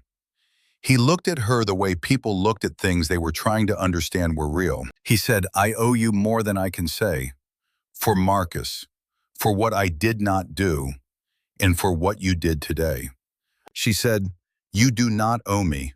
We were both in the same situation, and we both did what needed to be done. That is not debt. That is just what people do for each other when things are serious. He said, Marcus said you would say that too. She said, he seemed to have said a great deal about me. He said he talked about home when things were bad. That is what people do in the field. And home for him was you. The way you were always the one who held the shape of things. He said he used to lie awake in the dark and think about your kitchen and the smell of the kettle and the way you had an answer for everything, even when the answer was not a good one. The room was quiet. The kettle was cold now. The October light came through the kitchen window at its particular autumn angle. She said, I did not always have an answer. He said he did not know that. She said, no, I suppose he did not. She stood and took his cup and her own and went to the sink and stood there for a moment, looking out the window at the agents in the backyard, and beyond them, the ordinary geography of her neighborhood, the oak tree at the fence line, the neighbor's mailbox, the street that led to the school district she had mentioned, because she had already been thinking about school districts. She thought about Marcus, not the photograph version, the private version, the one who called on Sunday evenings from wherever he was and talked about food and funny things and asked about the neighbors and her health and never said directly that he was afraid because he was her son and had learned from her not to show the middle register. She thought about all the things she had held the shape of. She thought about this new shape, strange and unexpected, and not at all what she had been doing the day before. A child and a man she had just met, and a network of motorcycle club members, and a federal investigation, and a hearing that was 48 hours away. Strange. And not, she thought, unwelcome. She turned from the window. She said, the lawyer will be here in an hour. You should call your club lawyer and make sure whatever you sign is consistent with what I am signing. We want the documents to be coherent. He said, already texted her. She said, good. And someone needs to get Lily's wrist properly seen to. I want an orthopedic consult, not just the emergency room cast. He said, I know a practice. They have worked with club members. She said, not because they have worked with club members, because they are good at pediatric orthopedics. He said, they are both. She said, then make the appointment. Frank Decker was arrested at 11:42 that morning at a property outside Bartlett, Tennessee, where he had gone with the apparent intention of retrieving documents he had stored there. FBI Memphis found him in the process of burning papers in a barrel behind a storage building. The papers were mostly destroyed, but the act itself was documented and added to the obstruction charges. Webb called Dot at noon. He said Decker is in custody. Hargrove is in custody. We have 3 other members of the unit in holding pending charges. The warrants are solid. The audio recording has been authenticated. The handwriting annotation has been verified as Decker's, she said, and the formal complaint, Marcus Calloway's complaint. He said, it is in the record now, where it always should have been. He paused. There will be a process for acknowledging what happened to Officer Calloway's complaint. It is not simple. It takes time in these cases, but it will happen. He said, Mrs. Calloway, what you did was not legal in every respect.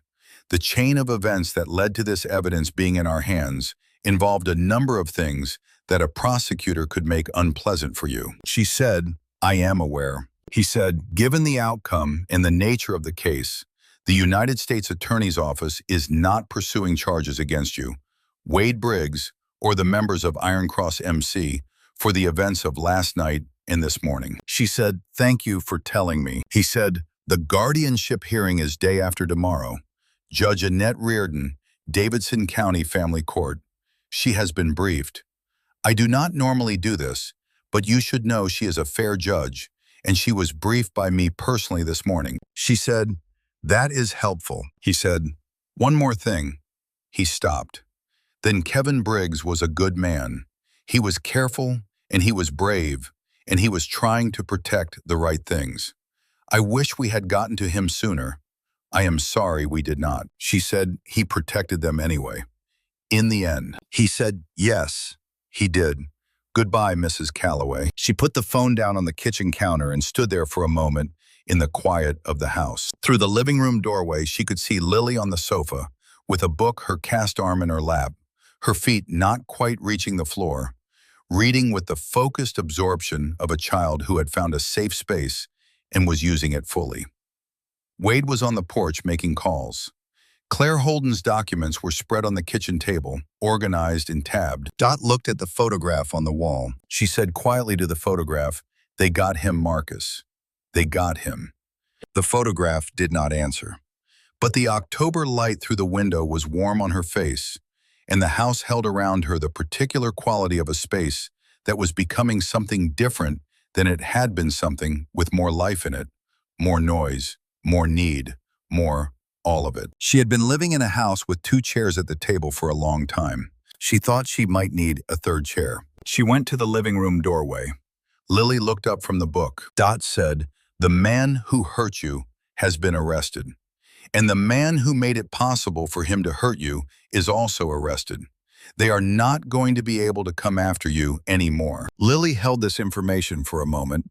Then she said, for how long? Dot said, a very long time, perhaps the rest of their lives. There will be trials and courts and it will take time, but they are not free, and they are not going to be free. Lily looked at the book in her lap. She said, Daddy said evidence was the most important thing, that it had to be in the right hands. She said, your daddy was right, and you kept it safe until it could be. Lily said, it was just in my dress. Dot said, you kept it safe for almost a year. Even when Hargrove was in your house and looking for it, you kept it safe. Lily said, I did not know what it was. I just did what Daddy said. Dot said, that is what trust is. Lily looked at the book. Then she said, Dot, can I call you something besides Dot? Dot said, what did you have in mind? Lily said, I do not know. She said it carefully, feeling for the shape of something. The way you said Grammy Margaret, it sounds like something. Like it had a place. She looked at Dot. Could I call you something like that? Dot was quiet for a moment. She thought about the various names she had been called over 74 years. Mrs. Calloway, nurse, mom, the specific weight of each of them. She said Graham would be all right, if you want. Lily looked at her. She said it quietly, trying it. Graham, Dot said. That works. Lily said it again, a little more settled. Graham.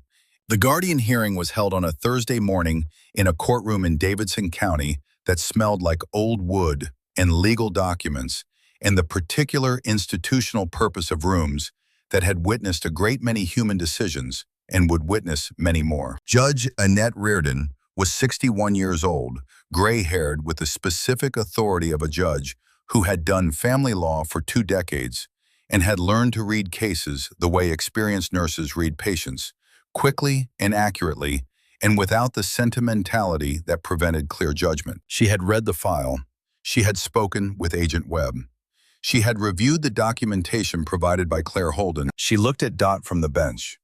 She said, Mrs. Calloway, you are 74 years old. You are petitioning for joint guardianship of an 8-year-old child with whom you have no biological relationship and with whom you had no prior relationship before 36 hours ago. Help me understand why I should consider this, Dot said, because the child's great-grandmother believed I was trustworthy enough to put my name in an emergency file 14 years ago. Because her father believed the same thing and put my name in a flash drive with the most important evidence of his life.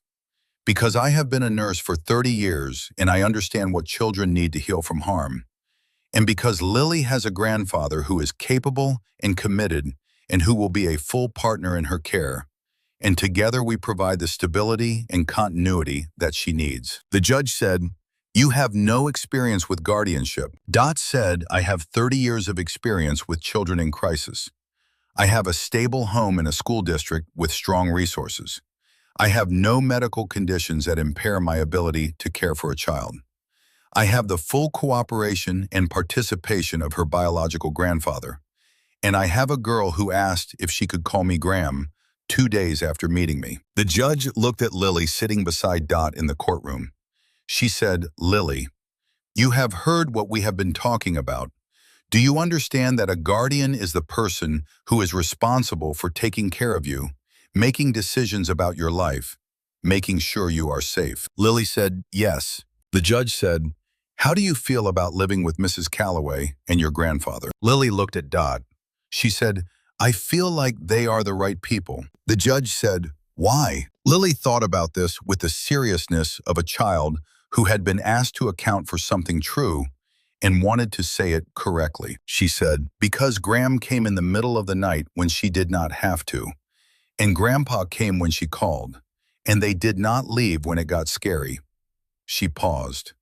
Daddy always said the people who do not leave when it gets scary are the ones you can trust. The judge was quiet for a moment. She said, that is a good answer. She looked at the documents in front of her.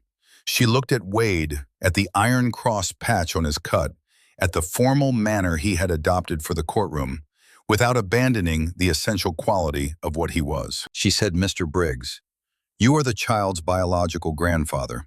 You will be the primary daily caregiver. Explain to me your living arrangements. Wade said, I have purchased a house in Nashville, 3 miles from Mrs. Calloway's home. I have closed my residence in Memphis. I run a custom motorcycle repair business, which I intend to establish in Nashville. My income is documented. My schedule is flexible and will be arranged around Lily's school schedule and needs. The judge said the Iron Cross MC. Wade said, is a motorcycle club. It is not a criminal organization. It is composed primarily of veterans and working men who ride together.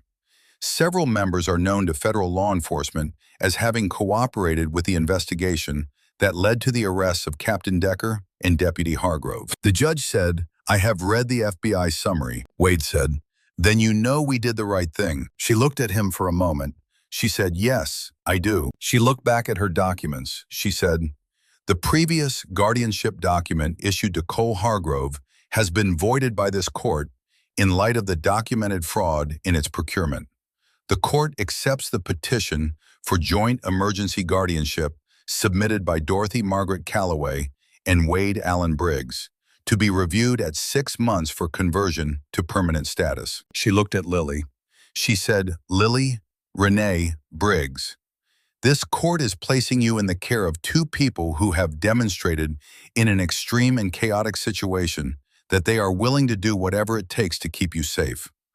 I expect you to let them." Lily said, "I will." The judge said, "Good." She made a notation. Then she looked up again. She said, "Mrs. Calloway, one more thing." Dot said, "Yes." The judge said the complaint filed by Officer Marcus Calloway against Captain Decker. The United States Attorney's Office has indicated it will be included in the formal record of the prosecution as evidence of the duration and scope of the corrupt operation. Officer Calloway's file will be updated to reflect the complaint and its fraudulent suppression. She paused. She said, "It is not enough. I understand that, but it is what the law can do right now." Dot said, "I understand." She meant it. She was a practical woman, and she understood the limits of official acknowledgement.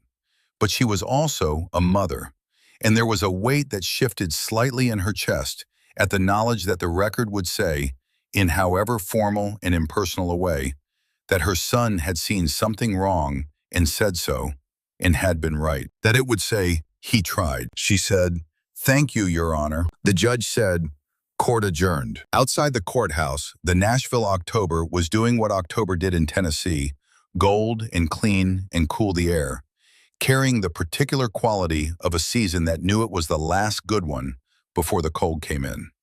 The steps of the courthouse caught the afternoon light and held it. Wade stood beside Dot. Lily stood between them, holding his hand, with her right hand the cast arm against her side. 3 members of Iron Cross were parked across the street, their bikes quiet, waiting to see how it came out. When Lily appeared at the top of the courthouse steps, one of them lifted a hand. Lily lifted her cast arm slightly, the gesture of someone learning a new language. Dot said, "You will need to figure out the dog situation before you move in." Wade said, "What dog situation?" She said, "Claire wrote it down." Lily said she wanted a dog. Lily said, "I said eventually." Dot said eventually has a way of arriving faster than people plan for. Wade said, "I know nothing about dogs." Dot said, "I will teach you." He looked at her. He said, "You know about dogs." She said, "I know about dogs, motorcycle riding, child guardianship law, emergency medicine, and feeding people who show up unexpectedly. I have had a productive 36 hours." He almost smiled. This time it went all the way. Lily looked up at both of them. She said, "Can we go home now?" Dot said, "Yes, let us go home." They went down the courthouse steps together, 3 people who had arrived at this particular moment from different directions in different losses, and would now proceed in the same one. The bikers across the street started their engines, a low rumble of acknowledgement, and fell in behind them as they walked toward the parking lot in the Nashville October afternoon. In the months that followed, the Decker trial moved through its process with the methodical slowness of federal proceedings, each piece of documentation examined, each witness heard, each argument made and countered across a long, careful distance. Webb's team was thorough. The audio recordings were admitted, the annotated complaint was admitted, the financial records were admitted. 4 additional officers pleaded guilty in exchange for cooperation. Hargrove received his verdict in the spring. Decker's trial was still pending when the next autumn arrived, but the outcome was not in significant question. The house on the east side of Nashville adapted to its new configuration the way houses did gradually and without announcement, acquiring the particular lived-in quality that came from people moving through it with intention rather than just occupying its rooms. Lily started school in November, late in the semester, which the principal had been matter-of-fact about, saying they had handled harder transitions, and that Lily should come when she was ready, and they would meet her where she was. She was quiet for the first 2 weeks, watching the classroom with those flat, careful eyes, mapping the territory before committing to it. By the 3rd week, she had identified a girl named Pearl, who liked the same books, and they had begun eating lunch together.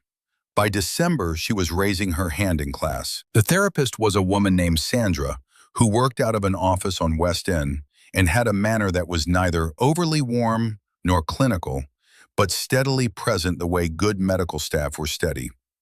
Lily said after the second session that Sandra did not say dumb things. Dot took that as a positive indicator. Wade moved into his Nashville house in early November and spent the first 2 weeks there organizing it by function, making it orderly without making it formal. He set up his garage as a workshop before he set up his bedroom, which Dot found revealing and did not say so. He was there when Lily came home from school on the days Dot had her standing appointments, and Lily had accepted this arrangement with the equanimity of a child who had decided that reliability was more important than any specific geography. The formal complaint of Officer Marcus D. Calloway was entered into the official record of the United States District Court for the Western District of Tennessee on a Tuesday morning when Dot was at Lily's school for a parent conference. Her phone buzzed with a message from Webb that said simply, "It is in the record." She read it in the parking lot and sat for a moment, and then went inside because Lily's teacher was waiting, and Lily was doing well in reading, and there was a conference to attend. Later at home, she stood in the kitchen and looked at the photograph on the wall. She said, "It is in the record." She had acquired the third chair by then.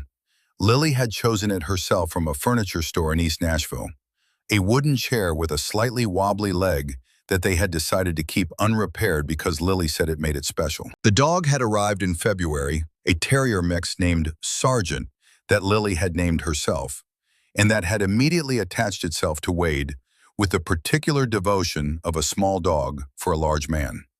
He spent most of his time in Wade's garage when Wade was there, and at the foot of Lily's bed when he was not. Lily had nightmares through the winter less frequently as the weeks passed. Dot learned the specific geography of her fear, the sounds and smells and angles of light that could trip it, and learned to navigate around them the way she had learned to navigate around difficult terrain, carefully and with attention, and without pretending the terrain was not there. On Sunday mornings, the Iron Cross sometimes gathered in Dot Street, their bikes lined along the curb, the sound of them carrying through the neighborhood with the comfortable certainty of something that had been explained and accepted. The neighbors had opinions, and then they did not. After a morning when 3 bikers helped the family at the end of the block move a tree that had come down in a storm, Lily learned to braid Dot's hair on a Saturday afternoon in March, sitting behind her on the sofa with the focused concentration of someone learning a skill, her cast long gone and her wrist healed to full function. She said she was practicing for when she had longer hair. She said she was practicing for a lot of things. Dot let her practice. That was what you did. You let people practice the things they were learning to do. You stayed available. You held the shape of things until other people could hold their own. On the evening in December, when the first snow of the season came in off the Cumberland Plateau and covered Nashville in 2 inches of white, Dot was at the kitchen table with her reading glasses and paperwork from Claire regarding the 6-month custody review when Lily came downstairs in her pajamas and stood in the kitchen doorway. She said, "Graham, I cannot sleep." Dot said, "Nightmare." Lily said, "Not exactly." She came to the table and sat in the wobbly chair. "I was thinking about Daddy." Dot said, "What were you thinking?" Lily said, "I was thinking about whether he knew how it was going to turn out, with you and Grandpa. Whether he knew when he put your name in the drive that this was what would happen." Dot said, "I do not think he knew exactly. I think he hoped there were people in the world who would do the right thing if it was put in their hands. And he picked the people he had reason to think were that kind of people." Lily said, "He picked you because of Grammy Margaret." Dot said, "Yes," Lily said, "and he picked me because I was safe." Dot said he picked the safest place he knew. Lily looked at the table. Then she said, "I think he was scared." Dot said, "I think so too," Lily said, "but he did it anyway." Dot said, "Yes, he did." The kitchen was quiet. The snow outside the window made the nightlight a particular blue-white. The dog had come in from his spot in the living room and settled under the table near Lily's feet. Lily said, Do you think he knows how it turned out? Dot thought about this carefully. She was a practical woman and not given to easy comfort or comfortable untruths.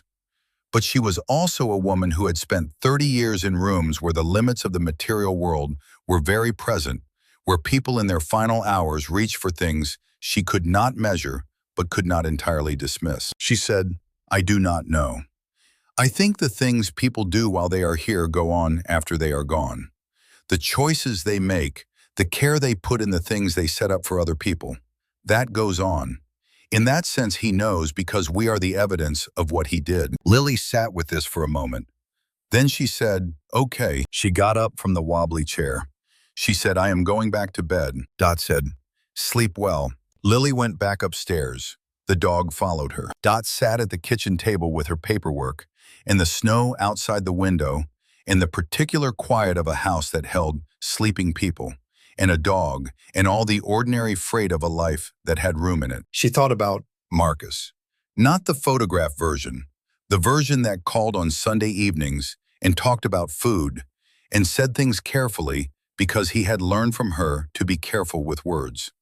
The version that was 23 years old and writing a formal complaint in precise language, trying to do the right thing through the channels that were supposed to work. She thought about Kevin Briggs, who had sewn a flash drive into a child's dress and put a nurse's name in a text file and trusted that some things eventually found their way to the right place. She thought about Margaret Briggs, 70 years old in a hospital room, who had written a nurse's phone number into a file for a grandchild who did not exist yet, because she believed some people were worth trusting and the world needed them to be reachable. Long chains of care passing through hands, arriving in strange configurations, not clean or efficient or in any way what anyone had planned, but arriving. She stood and looked at the photograph on the wall.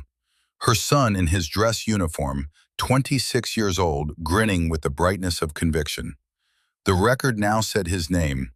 The record now said he had tried. She turned off the kitchen light. She went upstairs. Outside, the snow was still coming down on Nashville, quiet and persistent, covering the ordinary geography of the city in white that would not last, but was, while it was here, complete. 5 years later, on a Saturday morning in October that carried the particular gold of that season in Tennessee, Dot stood on her front porch with a cup of tea and watched Lily come up the walk from the school bus stop.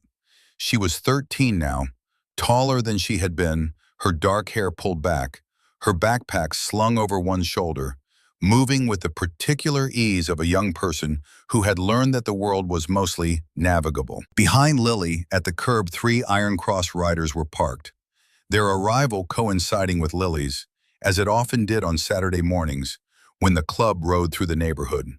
One of them, Garrett, lifted a hand in greeting. Lily lifted hers back with the natural ease of someone who had done this 1,000 times. She came up the porch steps and stood beside Dot and looked out at the street.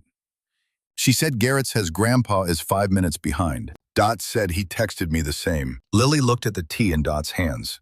She said, "Can I have some?" Dot said, "There is a pot inside." Lily went in. The screen door closed behind her with the particular sound of a door that had been opened and closed many times by someone who lived in the house and knew its weight. Dot looked at the street. The October light was doing what October light did, lying flat and gold across everything, making ordinary things look like they had been specifically arranged to catch it. She thought about the phone ringing at 11:47 on a Tuesday. She thought about the drive to Memphis in the dark. She thought about a small orange flash drive and a child who had kept it safe because her father told her to. She thought about a man named Wade Briggs who had come when she called. She thought about the photograph on the kitchen wall and the record that now said her son's name, and the formal acknowledgement that would never be enough and was something. Wade's Harley came around the corner at the end of the street and pulled to the curb. He cut the engine and came up the walk, nodding to Garrett as he passed. He climbed the porch steps and stood beside Dot, and she handed him her cup of tea. He drank some of it and handed it back. He said, "How is she?" Dot said she had a good week.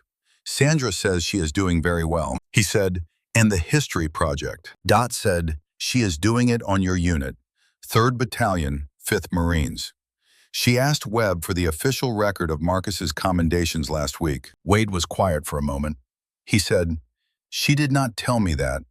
Dot said she wanted to surprise you." He looked at the street. He said, "She is going to be all right." Dot said, "She is already all right.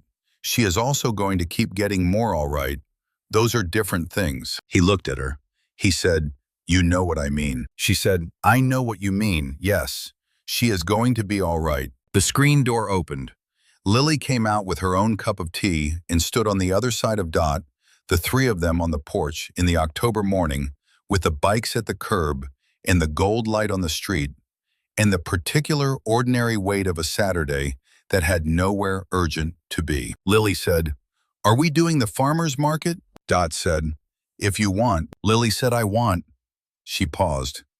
"Can we get that bread?" Dot said, "We always get that bread." Lily said, "I just wanted to make sure it was still the plan." Dot said, "It is still the plan." Lily leaned slightly against Dot's shoulder the way she had learned to do over years of Saturdays, the natural weight of a person who knew they were in a safe place. Dot did not move. She just stood there on her porch in the October morning and felt the weight of it, which was not heavy at all. It was the weight of the thing that Margaret Briggs had set in motion with a phone number written on the back of a business card, and that Kevin Briggs had continued with a flash drive sewn into a hem, and that Marcus Calloway had reached toward with a careful complaint written in a language designed to be believed. All of them trying to protect the things they loved. All of them passing it forward. All of it arriving here on a porch in Nashville on a Saturday morning in the shape of a girl leaning against an old woman's shoulder, while the October light lay gold across everything. Dot put her hand on Lily's arm gently, the way you touch someone you had learned the specific geography of knowing where the old places were and how they had healed. She said, "Let us go get the bread." And they went. Outside the hospital, the pre-dawn air was cold enough to carry its own weight.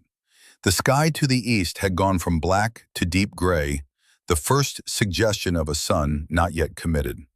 The parking structure smelled like exhaust and wet concrete, and the particular chill of open spaces in October. Dot stood at the edge of the covered walkway and watched the bikers move. There was a precision to it that she had not expected. They did not mill or cluster. They moved in pairs to their machines, checked them with the quick economy of men who maintain their equipment, not from vanity, but from the understanding that equipment failure in the wrong moment costs lives. They spoke to each other in low voices. Two of them had moved to the structure entrance and were watching the approach road without being asked. Wade appeared beside her. He was carrying Lily, who had been discharged over Dr. Paulson's quiet protest and the signed acknowledgement that Dot was assuming medical responsibility, a document the doctor had provided, along with a look that said he understood exactly what was happening and had decided not to see it. Lily was wrapped in a hospital blanket over her gown, her cast arm held against her chest, her head against her grandfather's shoulder. She was watching the motorcycles with an expression that had moved past fear into something that resembled careful wonder. Dot said, "How do we do this?" Wade said, "You ride with me. Lily rides with Ronnie." He nodded toward a man in his early 50s who had the particular quality of stillness that came from being very good at something for a very long time. Ronnie had a face like weathered fence post and hands that looked like they had done honest work every day for 40 years. He saw Dot looking at him and gave a single nod, the kind that communicated, "I understand what I am being trusted with." Dot said, "I have never ridden a motorcycle." Wade said, "You do not have to do anything except hold on and lean with the bike. Do not fight the lean." She considered this. She had driven ambulances at speed through urban traffic and stood at the head of trauma tables while people died, and been present in rooms where the particular violence of bodies failing had filled every sense. She was not easily frightened. But there was something about the idea of putting herself on a motorcycle at 4 in the morning on a Tennessee highway that touched a different kind of uncertainty. She said, "Where are we going?" Wade said, 40 miles north. There is a property off Route 70 belongs to a man named Earl Dixon. He runs a machine shop, closed Tuesdays. Big building, private road. Nobody goes there at night. We have used it before. Dot said, used it for what? Wade looked at her with those flat gray eyes. He said, for situations that needed to be handled somewhere other than public. She said, are we in that kind of situation? He said, before this is over, yes. Jessica Mercer came through the walkway door behind them. She was carrying her CPS bag and her blazer and a foam cup of coffee from somewhere, and her face had the look of someone who had been awake for too long, making too many decisions. She said, I cannot come with you. If I leave the county with an open case and a child I am meant to be supervising, I will be filing paperwork for 6 months. But I want you to know that whatever is on that drive, whatever Kevin Briggs found, I am going to be making my own calls today. There are people at the state CPS office who have not been corrupted yet. I think, Dot said. You said, I think, with a notable lack of confidence. Jessica said, that is an accurate reflection of my certainty level. She looked at Lily in Wade's arms. That little girl needs a real guardian, someone who actually wants her and can provide stability. She looked at Dot. You called yourself her medical contact tonight. Dot said I did. Jessica said, that gives you standing. It is thin standing, but it is standing. If you were to petition for emergency guardianship while the abuse investigation is pending, a judge would have to hear it. She paused. I know one in Davidson County. She hears cases out of Nashville. She is fair. Dot said, we will be in touch. Jessica said, be careful. She looked at the bikers moving through the structure. All of you. She turned and went back through the walkway door. Dot looked at the flash drive in her coat pocket. She could feel the edge of it through the fabric. She said to Wade, when we get where we are going, we need to look at what is on this. He said, I know. He looked at it. He said, Kevin was careful. Careful enough that I did not know the drive existed until 20 minutes ago. Whatever he put on it was worth hiding from someone. Dot said, worth dying for if you are right about the accident. The words sat between them for a moment. Two people standing in a parking structure in the dark. Their children gone, and this child between them, and something on a small orange drive that might explain why. Wade said Marcus was a good Marine. Dot said he was a better son. Wade said, I know. He told us. He said it not often, but when he did. He said that the person he most wanted to be like when he was grown was his mother, and she would not let him say it too much because she said it made her feel old. Dot looked at the gray sky beyond the structure opening. She was quiet for a moment. Then she said, well, let us go see what Kevin Briggs left behind for us to find. She walked out to where Ronnie was waiting with his bike, and she let him explain how to sit and where to put her hands and how to feel the lean and move with it rather than against it. She listened the way she had always listened to instruction, completely and without ego, because she had learned a long time ago that the thing that killed people in emergencies was the assumption that they already knew enough. When the engine started, the sound of it moved through the structure and out into the Tennessee morning like something announcing itself. Lily, sitting in front of Ronnie with the blanket tucked around her, and Wade's hand on her shoulder for the last moment before they moved, looked up at the sound of all those engines, and something in her face opened. She said, it sounds like thunder. Wade said, it is just motorcycles, little bird. Lily said, I know, but it sounds like thunder that is on your side. Wade looked at the bikers falling into formation. He looked at Dot on the back of his own bike, her hands finding the grip points, her back straight, not leaning into it yet, but not fighting it either.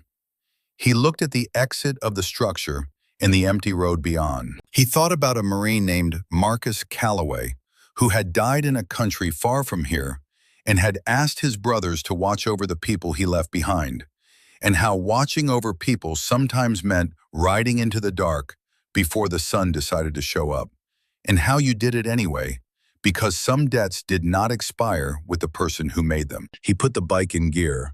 The convoy rolled out of the parking structure at 4:23 in the morning, 34 motorcycles in formation on an empty Memphis street, their engines speaking to the cold air and the empty buildings, and the first gray light of a day that was going to ask more of all of them before it was done. Dot held on and felt the lean and moved with it the way she moved with most things she had not chosen, but had learned to navigate with the particular competence of a woman who had lived through enough to understand that survival and suffering were not opposites, that you could be both at once, and that what mattered most was not whether you were afraid, but whether you kept moving anyway. The highway opened up ahead of them. The engines rose to meet it. Back at the machine shop while Lily slept, and the documentation spread across the card table, Dot and Wade worked through Kevin's files with the methodical attention that the material demanded. The more she read, the more she understood the shape of what they were dealing with. This was not a single corrupt officer taking advantage of his position.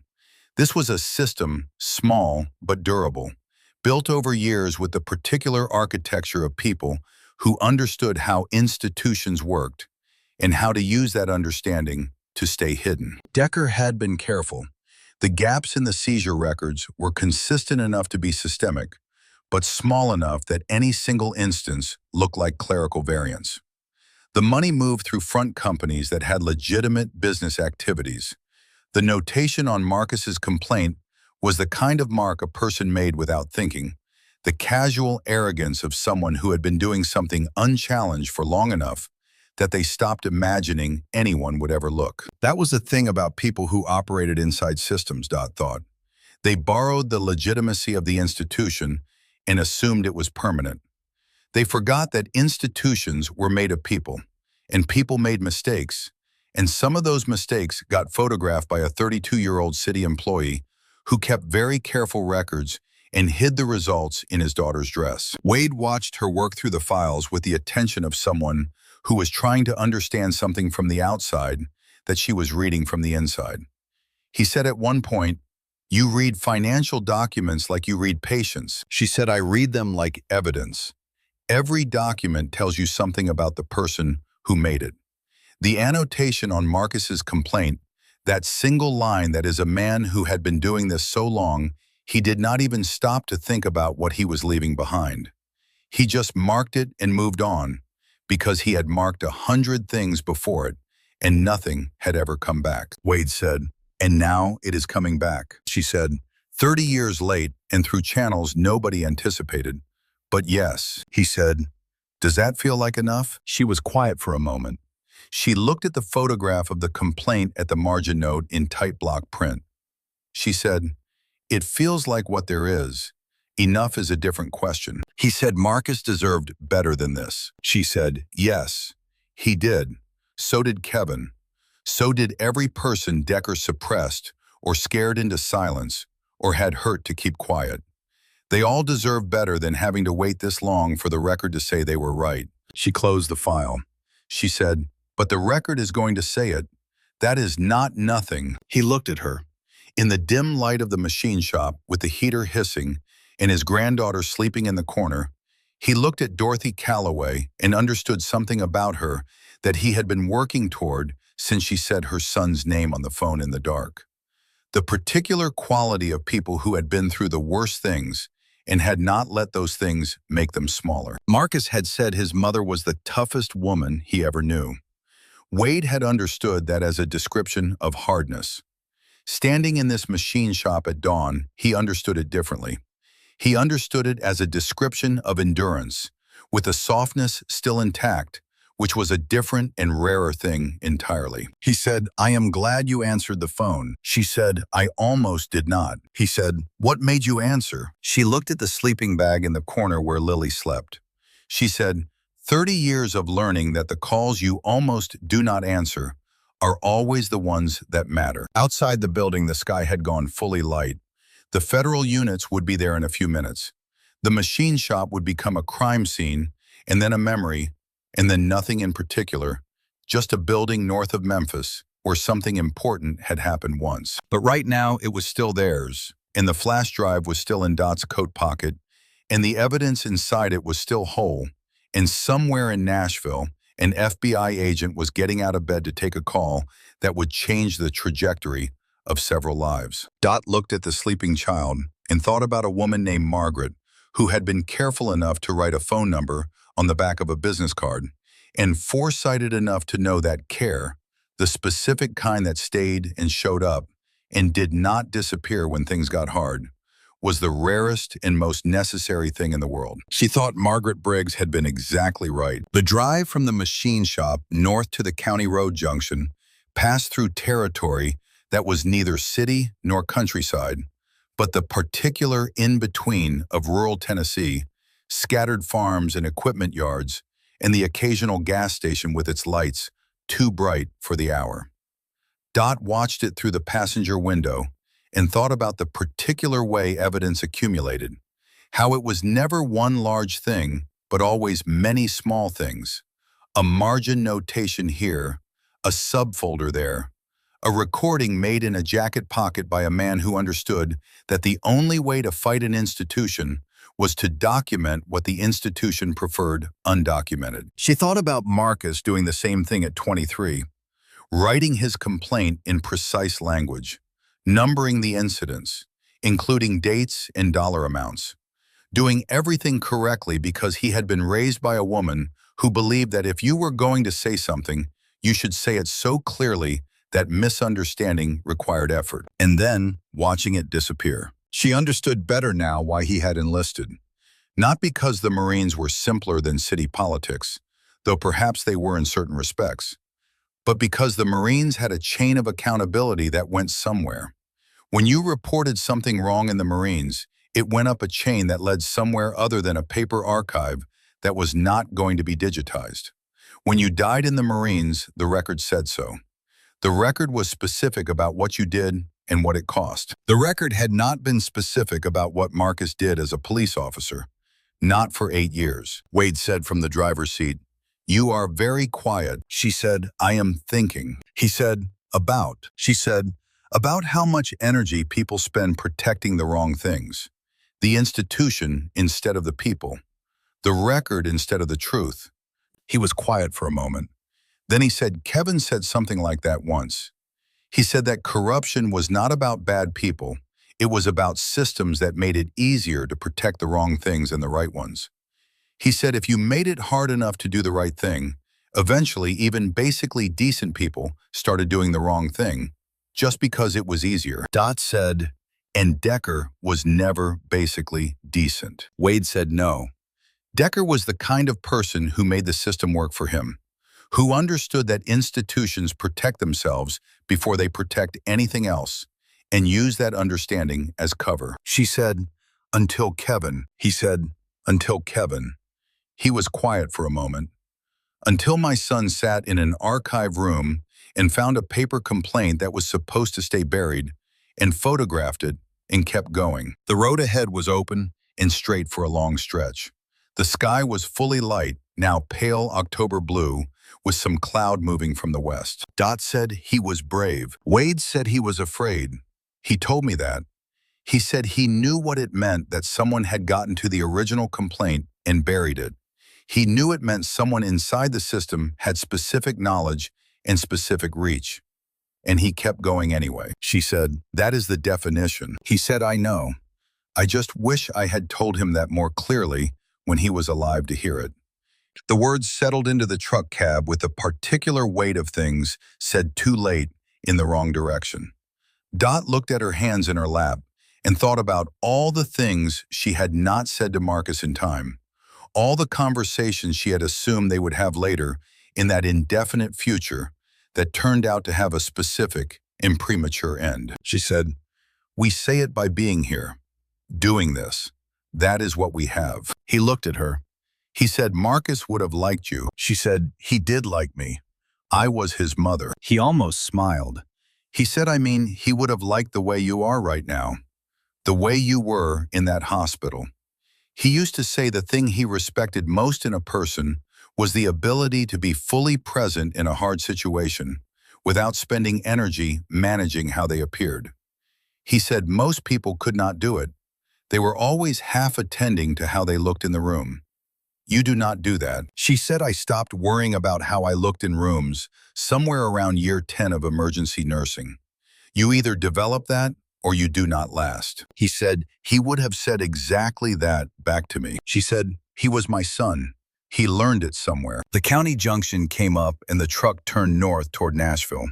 And behind them, the machine shop and the federal vehicles and the accumulated evidence of a 6-year operation receded into the morning. In the back seat, Lily was awake.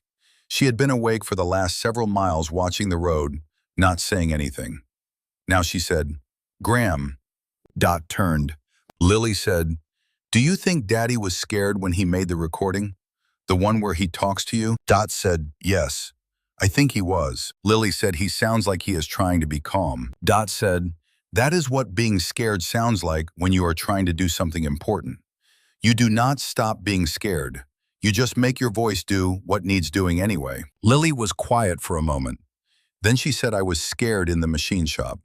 When those cars came." Dot said, "I know." "So was I." Lily said, "You did not sound scared." Dot said, "I had more practice." Lily thought about this. She said, "When does it stop being hard?" Dot said, "The hard things do not stop being hard. You just get more tools for them, more practice, more people around you who have their own tools and their own practice." She paused. "That is what your grandfather's club is in part. People who have been through hard things and have tools and are willing to share them." Lily looked out the window. She said, "That is why he does not leave his people behind." Dot said, "Yes," Lily said, "and we are his people now, you and me." Dot looked at Wade. Wade kept his eyes on the road, but something in his jaw shifted, a slight easing of the tension he had been carrying since 4 in the morning. Dot said, "Yes, we are his people, and he is ours." Lily appeared satisfied with this. She settled back against the seat and looked out the window at the Tennessee morning, passing by the fields and the farm roads, and the ordinary rural landscape of a state that held its history close and its troubles closer. And she watched it with the eyes of a child who was beginning slowly and with reason to understand that the world had more safe places in it than she had believed. The Claire Holden meeting at Dot's kitchen table lasted 2 hours and produced a stack of documents that would take the rest of the week to process through the appropriate channels. Claire was efficient and thorough and had the particular quality of a good family lawyer, the ability to see the human situation clearly while also seeing the legal architecture that surrounded it, and to work both simultaneously without losing track of which was which. She said at one point, looking at Dot over the top of her reading glasses, "I have to ask, you understand that what you are taking on is not temporary, even if the first documents say emergency. If this conversion happens at 6 months, if the permanent order comes through, you are committed to this child's life for the duration." Dot said, "I understand that." Claire said, "You are 74 years old." Dot said, "You are the second person to tell me that today. I am aware of my own age." Claire said, "I am not questioning your capacity. I am doing my job. The court will ask you how you plan to provide for Lily's long-term stability given your age. You need an answer that is specific and realistic." Dot said, "The answer is Wade Briggs, who is 58 years old and healthy and committed and will be the primary day-to-day guardian as I age. The answer is that we are building a joint structure, not a single dependent one. And the answer is that Lily has a network of people around her who know her and are invested in her well-being." Claire looked at Wade. Wade said, "I have already contacted my accountant about establishing a trust structure for Lily's education and ongoing care. My business in Nashville will be solvent within 6 months. I own my property outright." Claire wrote something down. She said, "The court will also want to see that Lily's therapeutic needs are being addressed. There are trauma histories here that will require professional support for years." Dot said, "We have a therapist already identified. We made an appointment this morning from the hospital waiting area." Claire looked at her over the reading glasses again. She said, "You made a therapy appointment from a hospital waiting area during a custody crisis." Dot said, "I had 40 minutes while Wade was with Lily. It seemed like a good use of the time." Claire set down her pen. She said, "Mrs. Calloway, I have been doing this work for 23 years. I have never had a client make a therapy appointment during the acute phase of a custody crisis." Dot said, "Was it the wrong thing to do?" Claire said, "No. It was exactly the right thing to do. She picked up her pen again. It is just not what I usually see. Dot said I was a nurse for 30 years. You do not wait until the crisis is resolved to start addressing the secondary effects. You run them in parallel. Claire said, I see. She wrote something else. Then she looked at the documents in front of her and said, all right, I think we have enough to proceed. The petition is strong. The FBI involvement actually helps here because it establishes that the previous guardianship arrangement was fraudulent at its roots, which removes the question of competing legitimate claims. She paused. Judge Reardon is fair. I have appeared before her many times. If you present yourselves the way you have presented yourselves to me today, I think you will be heard. Dot said, what does heard mean in practical terms? Claire said, it means she will not dismiss this because of your age or because of Mr. Briggs's background. It means she will look at what is actually in front of her. What is actually in front of her is a child who was systematically harmed by a person who had no legitimate claim to her, who has spent her first 8 years losing every adult who was supposed to protect her, and who has now found 2 people who drove through the night and faced down a federal corruption operation to keep her safe. That is a story that a fair judge can hear. Dot said, and if the judge is not fair, Claire said, then we appeal. But I do not believe that will be necessary. Wade said from the other side of the table, you seem confident. Claire said, I am realistic. There are no guarantees. But the facts here are unusually clean for a case of this complexity. The previous guardian is in federal custody. The documentation of abuse is medical and undeniable. The FBI has cleared both of you of wrongdoing in connection with the events of last night. Lily herself is articulate and composed and will be heard directly if the judge chooses to speak with her. She paused. She will choose to speak with her. Judges always do in cases involving older children. She began gathering her papers. She said, I will file the petition today. The hearing will be set within 48 hours, given the federal urgency designation. Get some sleep if you can, both of you. After Claire left, the house was quiet for a time. The federal agents maintained their perimeter outside. Lily was asleep again on the sofa, under a blanket Dot had found in the hall closet. Sergeant, the dog, not yet in existence, but the space on the cushion beside her already shaped like something waiting to be filled. Dot washed the teacups. She dried them and put them back in the cabinet. She stood at the kitchen sink and looked out the window at the backyard and the fence line and the oak tree going gold at its edges. Wade came to stand in the kitchen doorway. He leaned against the frame and looked at her. He said, you should sleep. She said, I know. He said, you will not. She said, probably not. She turned from the window. She said, you should though. One of us should be rested for the hearing. He said, I have not slept before something important in 30 years. Not before deployments, not before court dates, not before any of the times when being awake felt like the only useful thing I could do. She said, that is something we have in common then. He said, Marcus said you were like that you could go 3 days on 4 hours and still run a floor. He said it like it was something to be proud of and something to worry about at the same time. She said he was right on both counts. She moved from the sink to the table and sat down. He came and sat across from her. The kitchen was quiet around them, the ordinary, domestic quiet of a house in the middle of the day with people resting. She said, when this is done, when the hearings are finished and the structure is in place and Lily is in school and the trials are running their course, what do you do? He said, I do this. What I said in the hearing, I run the shop. I learn how to be a grandfather who is present instead of absent. I learn what Lily needs. He paused. I learn what you need if you will let me. She looked at him.